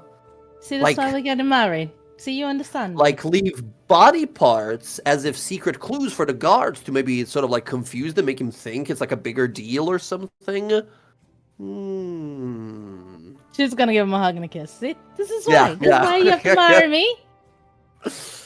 He throws you onto the bed, and we cut to black, right? As you we jump on a little forward here as Roxy, about a month and a half later, you tell me here, Roxy, at one point in the year, do you guys go ahead and get hitched? At what point do you get married? Pokemon! Like towards the end of the year, middle of the year? Do you Yeah, go it would be- We have friends that are mages now. We can go married. You can get married anywhere on the fucking planet, right? I definitely would want to try to help. What my dad wanted was to find my sister and my mom before I got married, because I did want my dad to be happy with the whole situation. Yeah. I also want to try to like steal some brimstone in the city to try to help my dad make a sky ship out of his pirate ship. But did you brimstone? I think you said brimstone, like hellish brimstone. stones. Oh my No, god! whatever that stone shit is to make shit fly in the city. Yeah. Broomstone. Yes. Excellent. You, with your access and power and skill, yes, can definitely, as the wedding could be held on the flying ship at that point, as they work it into the ship, right? If you want to. Yeah, but I definitely want to try to find my sister and my mom in the city. That's definitely. Is your intention to go? Well, I was gonna say, is your intention to go after Declan, aka the Spiraling Shen, during this year? Not until I get with everyone and talk to them about it, because I don't know what it will happen in the city. Okay. I kind of want to get my sister and my mother out of danger before I go after him. I don't want there to be anything that he could hold it over me to stop me from killing him. So I definitely want to remove them. Okay. Excellent. To see how this goes, right? Because this is a big undertaking, right? Much like Casimir went into a book that could have ended his fucking life, this is going to be a big undertaking. We're not just talking you run in, stab a guy in the neck, and you run out. Victory. Trauma solved. That's not how trauma works, unfortunately, right? This is a criminal organization you're trying to take out. Quite literally, right? He is the chief and head of it in the moment. And there's two ways to do this. At first, I imagine you want to gather information, find out where your sister is and what he has done to her, correct? Yeah, I want to see if she and my mother are together, because I don't know what happened to her as well, but I don't know if they are together. You'll find out that your mother, Margaret, is back in the Menagerie Coast. She is running the shop by herself. She is She was under impression that both of her daughters might have been dead after your sister disappeared some years ago. Yeah, then if I know that, then I would just focus on getting Belle back. Okay. Looking for your sister, Isabella, will take some time. You can go ahead and give me an investigation roll. You can add a +5 bonus as your buddies and friends at the Cobalt Soul will help in any way they can with whatever resources, investigations. 31. Nice. For a total of 36. Working with these allies, these fucking Cobalt Soul like monks and ninjas and spies, you work to discover that there's a place in between Western and Iman called Kymel, a skeevy kind of gambling town built on gold and mud. There, a clasp hideout used by Spiraling Shen, used to traffic people in and out of the continent often. There, you find information that your sister, Isabel, has been held for years. It seems at first that, to you, at first it seemed that she might have been, like, held, but the more you look into it, it is possible that she is there willingly? Although you're not exactly certain. That's the information. You learn where she is, but not what kind of a state she is in. Okay. So, I definitely would want to try to get to that location to try to get her out. Okay. Forcefully or willingly, I want to remove her from there. Either I throw her inside that rug and take her out with me, Okay. but she's gonna come with me whether she wants to or not. Okay, understood. You through a series of like a montage going in as we see some of these Cobalt Soul monks helping you out. We see leaping in to help as well. Jonas taking out some guys as you're sort of rushing on by. Give me a stealth roll. Another 31. Oh my god, man. You rush on through, making your way through multitudes of thugs and goons and hired toughs, until finally you see your sister. In a room, beautiful as always, long dark hair, the blue eyes. She stares on out to, I mean, you know, she's your twin. She looks like you. As you see her there, she stares on out to you, stunned. Rose? That's impossible. You're alive?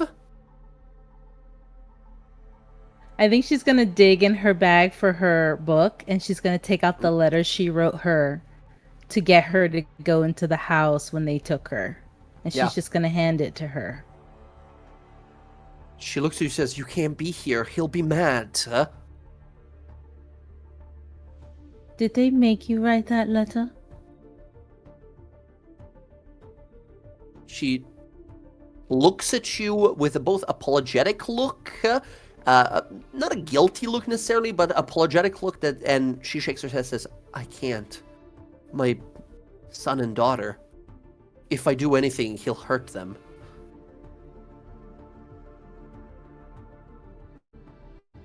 I understand, but did they make you write that letter, or did you willingly write it? She looks at the letter. She looks back to you, says, "I wrote it myself."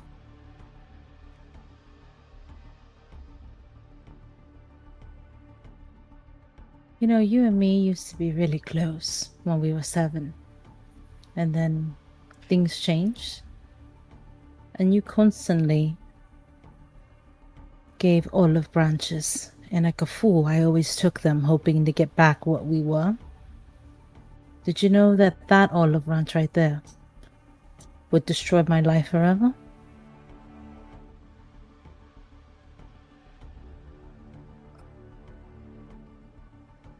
She looks at you, we hear in the background, fighting among some of these like guards here and some of these monks that are here to help you. She looks to you, says, "So much has happened. I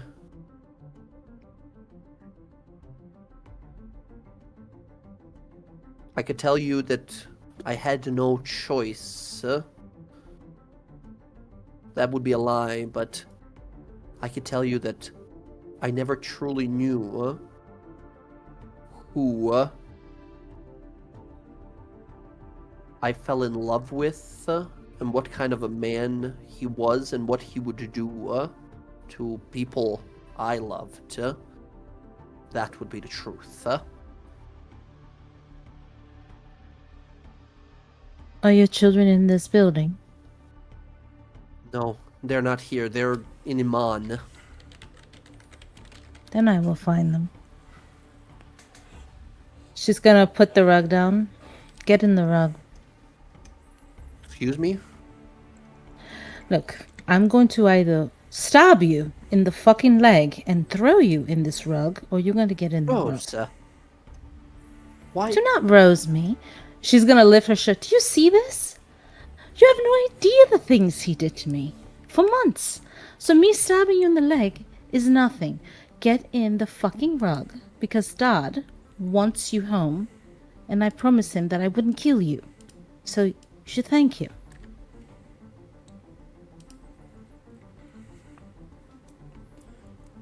I knew he wasn't an angel. I I didn't told you he know was a criminal. I told you he was a didn't criminal. know he was the devil. It was. You understand how crazy it sounded at the time. He when I met him, he was a well-respected man. Get in the rug. They'll kill them if I come with you. They will not kill anyone. He's not going to kill your children. He's a much crueler man than you think. Well, she looks at the scars. Here, I'm going to make it look like you went unwillingly. And she's going to cut her arm and bleed. What? There you go. Now I'm She's going to wearing leave a a note. beautiful dress. She's wearing a beautiful dress that's now stained in blood. I don't give a fuck. I'm going to leave a note saying, I stole you. That way they don't think that you left willingly. And your children will be fine. And he'll come looking for me.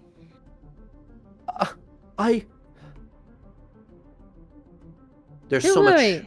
There's so much to talk about. I don't want to hear it. She'll push her in the rug. I didn't, and then you pull down, you roll it up. She's like, "Oh, well, how does this even?" And you close it. And she's gonna make it You- like a ransom note, like stole your wife if you want, and she's gonna put it as if the myriad did it. Ooh, symbol of the myriad, leaving it there, the curved pointed star.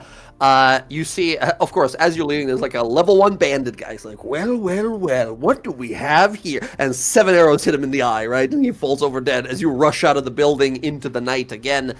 Okay, at this point, Oh, you know what? I will want to put it as Riley took her Riley took her. because Yeah, he yes. doesn't know that he's dead yet. He doesn't know. Yeah. So yeah.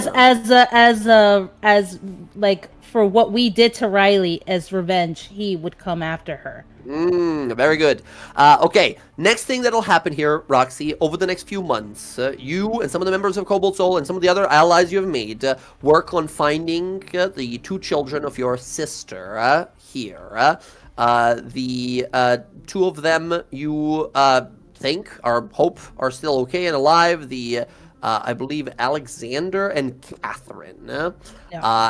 As I need you here, Roxy, to give me a stealth roll, an attack roll, and a dexterity saving throw. Because of your fake out with Myriad and Riley here, you can have advantage on one of those of your choice.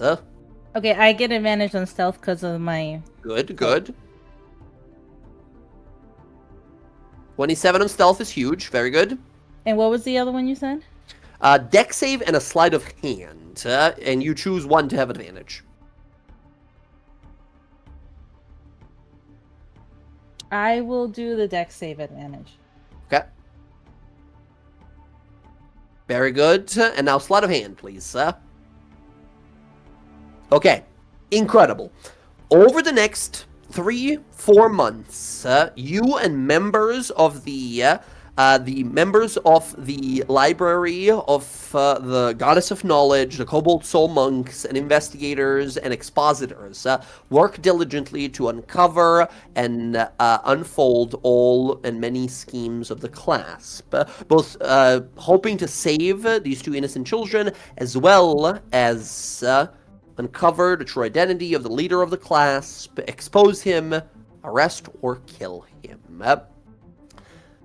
Months of occasional skirmishes in the lower commons of Iman, investigating and threatening and intimidating all manner of scum throughout the city, until one of them finally cries out the address. After much physical convincing, we'll say, this person reveals a secret storage building in the lower sort of the docks along the ocean, along the sort of pier, where you find 2 young, beautiful children, guarded heavily, like a treasure hoard of a dragon. You kill dozens upon dozens of these guards, skilled assassins and such, executing this perfect sort of stealth operation as these two children rush over to you. You see, at this point, Alexander is maybe like 7 or 8 at this point, while Catherine is just like 2 or 3 almost years old. As they look to you and they call out, "Mom," because you bear her face, right? Well, very similar at least. She's not gonna say anything. She's just gonna, "Come on now, let's go." Well, Alexander hugs you. You see, waddling over, barely walking, kind of waddling around, a little frightened. You see Catherine Rose Howell as you bring them out. That is where you walk out in the street, and you see a group of assassins and thugs and all kinds of clasp members waiting for you and clapping slowly. You see the face of Declan Powell emerge. Not bad. Not bad, Rosie. For all that trouble, you walk out here and find yourself in what is now my city, stealing my own children. You think I was gonna let you walk away with that? No. Cover your ears, kids.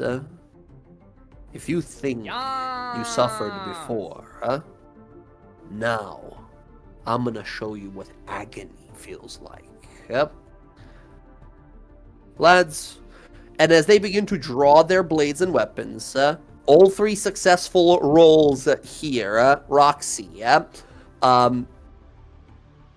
you tell me here, do we see Cobalt Soul people coming here to help you in this situation as this massive battle in the streets that we talked about in the news for months to come of this undertaking?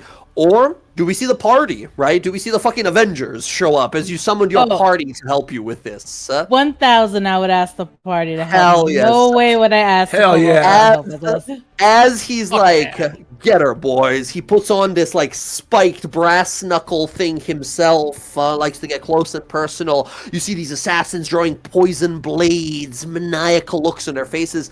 We hear an impact of a thunder, right? As they look up like, huh? And in the night sky above, as the clouds have gathered, we see a silhouette of a woman with a cloudy hair, eyes glowing, lightning in her eyes, massive, fucking horrifyingly villainous looking axe that she's holding.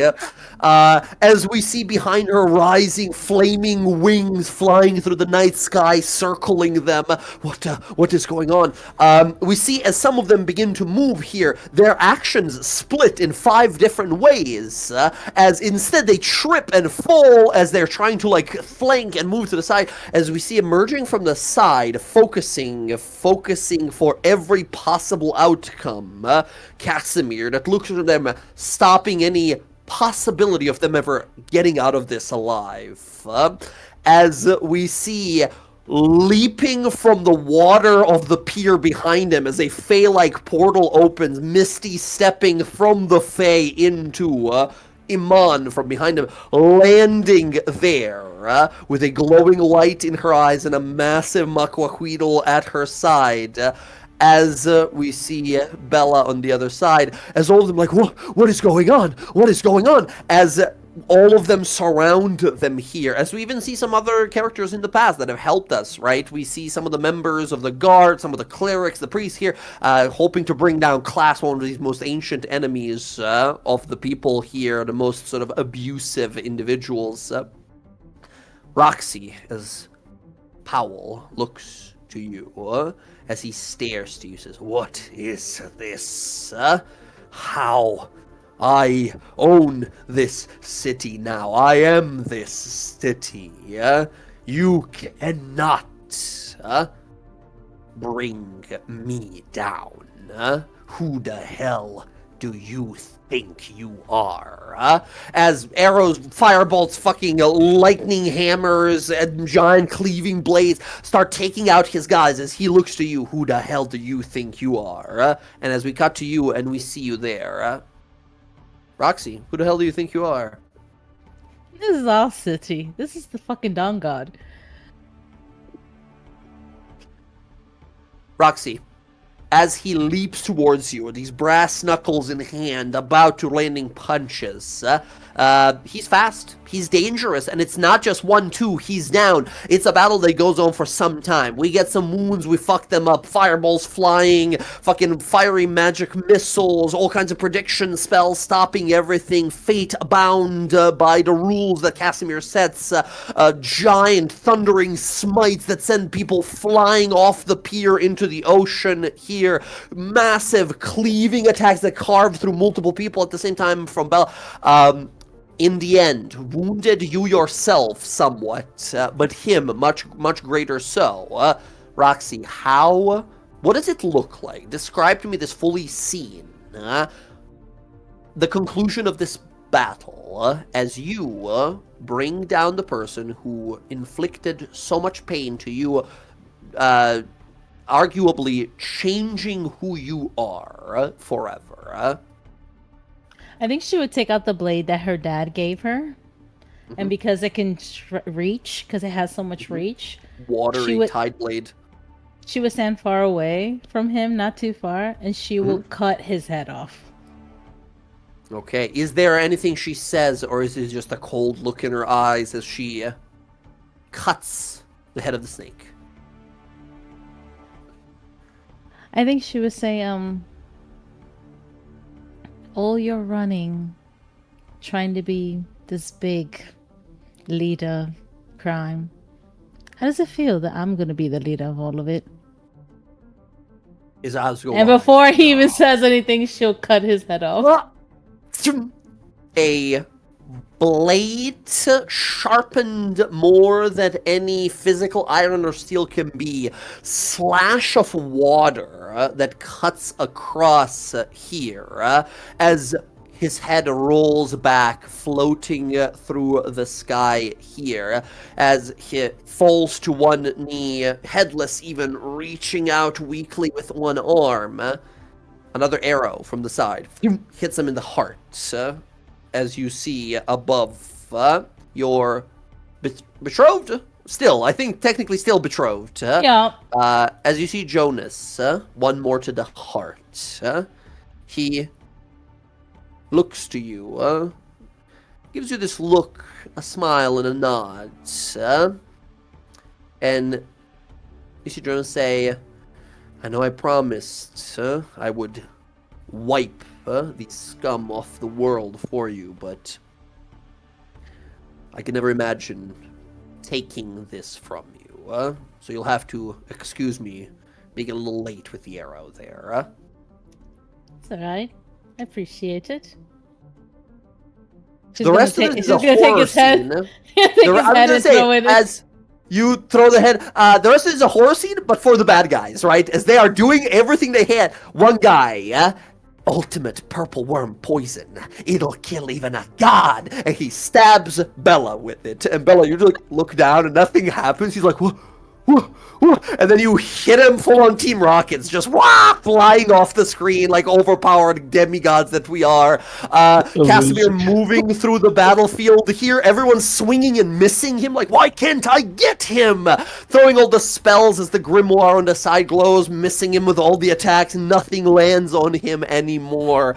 A group of them run out with poison crossbows as a series of fiery bolts just bombard the side as they all look up, and we see a flaming wings as if a phoenix soaring, fucking dive bombing, fucking carpet bombing all of these guys. As we see one gigantic fucking lizard man dude who is throwing around all of these guards. He turns around and grabs it just in time. So you see Bryn's axe dig into just his shoulder. He says, "You'll have to try harder." As he's saying that, with a smite digging further into him, a crater is left where he was standing a moment ago. just boots, smoking boots on the ground, right? As we continue to just demolish these clasp. It's impossible to say that the clasp is ended. This criminal organization. Rats will always survive. Roaches will always survive. They'll hide, they'll disappear, but they will be back. But for now, the hold they've had over many of the Iman's denizens is destroyed. As we see the bloody carnage left behind here. And then we hear wedding bells immediately after, right? Bloody carnage, destruction. Floating ship high up in the sky. Yeah, you see your father tearing up, looking at you. Nice pirate suit that he has on. Looks like a pirate admiral type of thing. You see standing around you are your friends. We're all nicely dressed here, and we see Roxy sort of with Jonas there. Roxy, Jonas looks to you and says, "For all my days, the ages untold that I've been here in Exandria, I've never met someone as special and as incredible and as unpredictable as you. You are everything I think of, and I can't wait to find a way to spend every possible moment with you. From now till eternity." As you see, I guess you could have gotten like a cleric, or it could be Bryn even officiating, right? Or it could be your dad, because he's a captain on the ship. Who did you ask to officiate? I would want Bryn to do it only because I know it would God. make her uncomfortable. Oh, fuck. Bryn, you're like, fucking ceremony smell. Where is that thing looking through your Bryn, you tones? have to smile when you say the words. Bryn, when we see you in your like officiating garb, are you just in your like fucking armor, like battle suit, or do you have like a suit or something, some sort of garb of the Thunderlord that you brought with you or something? So she's gonna be like, fuck, I was gonna wear this to my mom's, but I guess I gotta wear it here instead. Well, this is afterwards. This Oh, happens this is after? afterwards, right? Oh, So you okay. could She wears have. it- she wears the same Once thing again, she wore to it's a her lot wedding. timey-wimey right now. We have to jump back and forth because we're doing individual people at a time. Alright, look, she polished her armor for you, and she's Ah. wearing The same shit you wore to your mom's wedding. God, okay, I can't. She can't. She has to go buy something new. She still wears Excellent. her armor over it. Excellent. Yeah, as Bryn, you speak the words, you call upon the blessings, thunderous clouds, light rain that quickly dissipates and sun comes down as the two of them kiss. As the rest of you guys stand there in the crowd, clapping along, ship cannons, koom, koom, koom, koom, koom, firing into the city. Not the city, sorry, into the ocean below, my bad. As officially, Roxanne and Jonas become married, become a true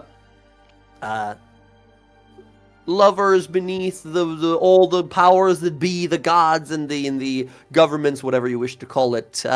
As the two of them kiss and embrace, days slowly fade into weeks, into months as time is passing on by. Jonas is more than excited to go travel with you across the world in places. Your father is very thankful to you for saving your sister, for saving his grandchildren, and your sister will have long months of sort of like recovering. It doesn't seem that she was necessarily willing, but from what you're gleaming, Roxy, insightful as you are, it doesn't seem like she ever wanted this fate for you, but at the time she did not believe you. That person who was to become her husband was this like villainous figure, and it's kind of hurting her at this point that, well, I at least imagine Roxy is no longer waiting for that olive branch. Nope, she doesn't care anymore. Okay. She sort of senses that, as she always sort of was able to read you, your emotion and such. But she has her children back. You have given her life back. She'll focus on that, see whatever future has in store for her. And she will, Roxy will try to make sure that she throws the bouquet at Bella because she knows that Sky wants to be her single self. Friend doesn't want to ever really get in a relationship and Cass. So she'll make sure she throws it on purpose at Bella so she can get married next. That's really important. It's Sky, you're like, wait, Dave, she just threw it so far from me. It wasn't even like for sure she saw me. Sky, she's got her bachelorette phase. She's got to go back to her bachelorette phase. I just gave the engagement ring back to my man. He's in jail. We don't know how long he's gonna be in there for. Yeah. Don't be waiting on him in jail. The guy was stuck in a labyrinth. We didn't know how long he was gonna be in there for. Love. As we see the bouquet flying, right? We turn to look at it, but we don't get to see who catches it, right? Is everyone like, Rachel went, who knows who got it? Freeze frames. Perfect. As instead here, as again, not to bring it from this like deep kind of this resolving this one of your sort of like issues and problems and traumas, saving and recovering some members even of your family, and now having this sort of almost a happy ending with Jonas here. I hate to roll it back. Mechanically, what do you take for your downtime effects? How long would gathering the information and doing all that would be? Realistically, that would be the gather information section. I would say, like we said, 3 to 4 months. Let's call it 3 months. That's gathering information that's managing to save your sister, to save the children, to a big fight. And that's like multiple bunch of skirmishes that happen over the weeks throughout Iman, finding where it is, and eventually having that big moonlight fucking midnight showdown with the heads of the clasp and Declan. Okay, I would want to do a heroic action then. Awesome. You gain a heroic action. From now on, at the end of anyone but yours turn, you have once per combat round ability to make one. I'll copy paste the thing to you, but make an attack, cantrip, or move. Okay. And then when it says skill, can that be a tool or does it just have to be a skill? Let me see here. Which one? That is the second option, getting a proficiency in skill? Yeah, that's fine. It can be a tool. Alchemy. Alchemy tools. Go ahead and add that to your character sheet. We're going to be making bombs. Okay, that's worrisome. Excellent. Very well. And that's it. That's 3, and then 3, 3, and 6. Perfect. Mark those down. Very good. All right. Last but not least, Bryn. I hate to do this, but we're half an hour over. You bet. No, that's okay. Bryn, that's okay, because yours will start next time with the first sort of event, which is a week and a half. A wedding. Dun dun dun dun dun dun. As I'm gonna put you guys on a map. As well, this wedding technically takes place before the other one, right? As God, Roll20 so laggy for me. It's fully frozen at the moment. But yes, this is a little area outside of Singorn, where a bunch of elves seem to have gathered, and there's going to be a fancy wedding happening in a moment here. So, yes, that's what we're going to pick up next time with that downtime. Friends, as a quick mention here, that's what we're going to call the session for tonight. However, we are now entering, after this time skip, there's going to be an event, not here at the wedding, don't worry, this is just the wedding, we're good. This happens towards the beginning of the thing, but something will happen after that year. That's why we're doing a downtime of 1 year. Some event that will set things in motion. This event will set the final arc of our campaign, meaning we have a few more sessions left. As that is said and done, everyone, at the end of this downtime, as everything is said and done, go ahead and level your characters to 14. Whoa. Bit of a jump. Yes, 2 levels instead of 1 here at the towards the end. As some event that will set things in motion here. Things have been mostly calm. We have been looking towards our own sort of goals and such as we are closing in on the epilogue of this wonderful tale you guys allowed me to tell with you guys. As you all become more powerful, become more influential, earn positions and titles within your world. Now, Emily, we're going to do Bryn's downtime next time. So it's fucky wucky because you're level 12 for this, but at the end of it, you'll be Yeah, I level won't 4. level But it go up ahead. till No, then. level now, because Oh, it takes a while to level a character at higher levels. So fuck it, it's fine. You're level 14, right? It's good. It's fine. But yes, we'll pick up from here next time. Can I get you to Alright, add tough to my sheet? No, because tough is no longer a feat that you can take as you level up. It's a thing that you get. It's a thing that you get at level 0, and that's it. Yeah, unfortunately, but that's okay. There's other great feats out there. Also, of all the choices, you went for tough, just health. But I guess that's fine.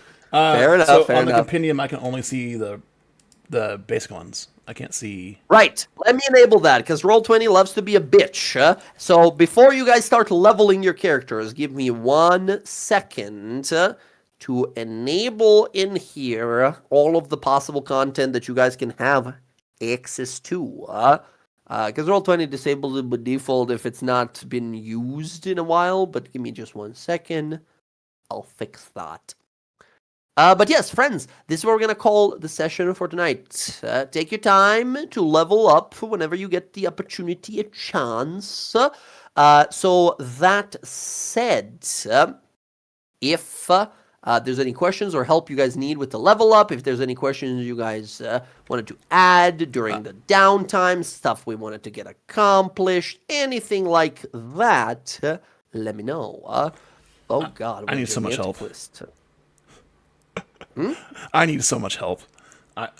All the spells in the Grimoire Infinitus, I don't know how to add them to my spell list because I don't know how. You have a lot? Don't worry. Yeah, there was a lot of spells. You got a lot of spells that are just your Ooh. spells from now on. You got Bigby's hand. That's so good. Yes. Excellent. And Jess, I got you in a second here. Okay, cool. There we go.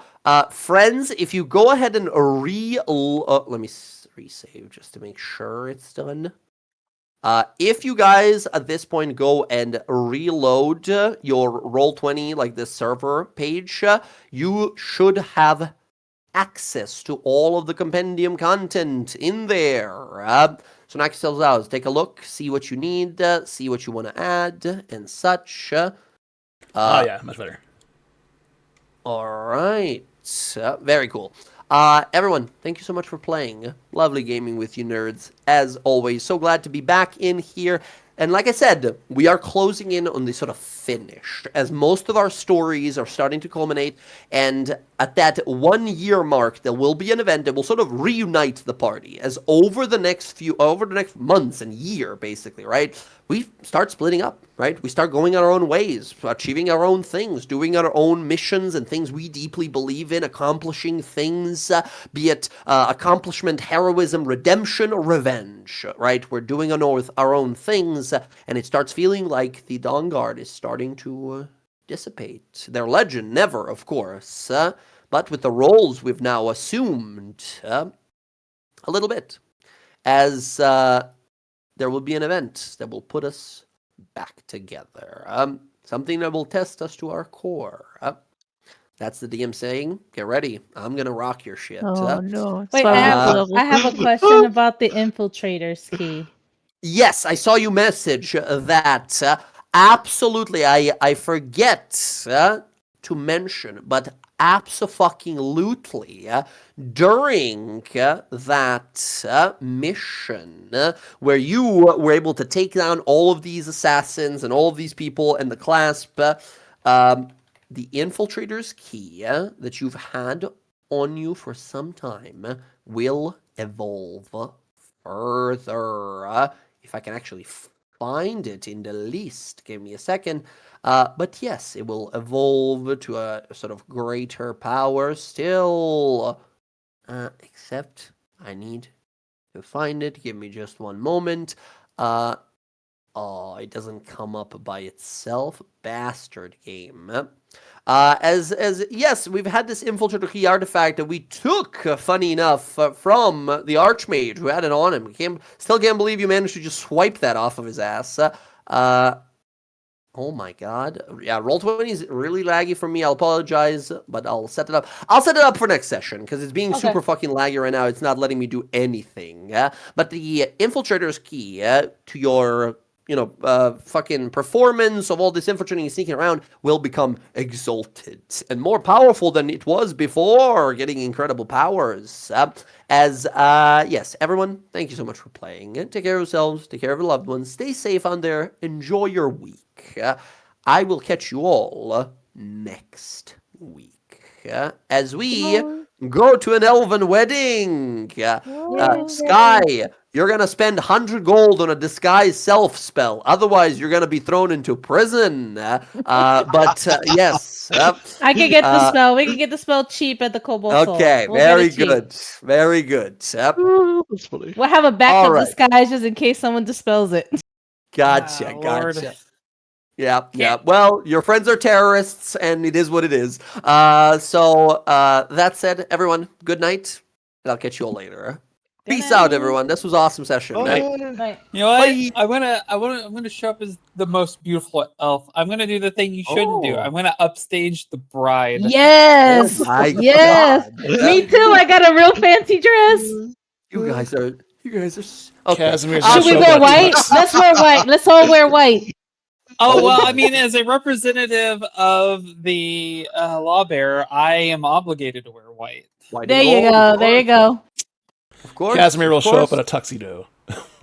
Oh, nice. One reasonable guy, as always. Very good. Which, by the way, I'll show it off next time. But this is the queen of the elves. This lady. This is the It High looks Warden like he's like Terrelda. 12. Yeah, she's eternally youthful. She's an elf. Yeah. But yeah. There's all kinds of individuals here. Yes, friends. I'll catch you all next week. Peace out for me. Bye-bye. Good night. What? Bye. Okay, everybody, thanks for hanging out. That was our DawnGuard campaign. We'll be back next Sunday for it. I gotta spend some time leveling up. It's gonna be interesting. And then Thursday will be the Wild Mount campaign. Hopefully, we missed last week. I got a long week ahead of me, so that's hopefully I get to play. Have a great night. Thanks for hanging out. Thanks, Jackie. Hope you all sleep well. Have a lovely, lovely week, and I'll see you next time. I'm just gonna end it here. Bye. Thank you, Jackie. You too.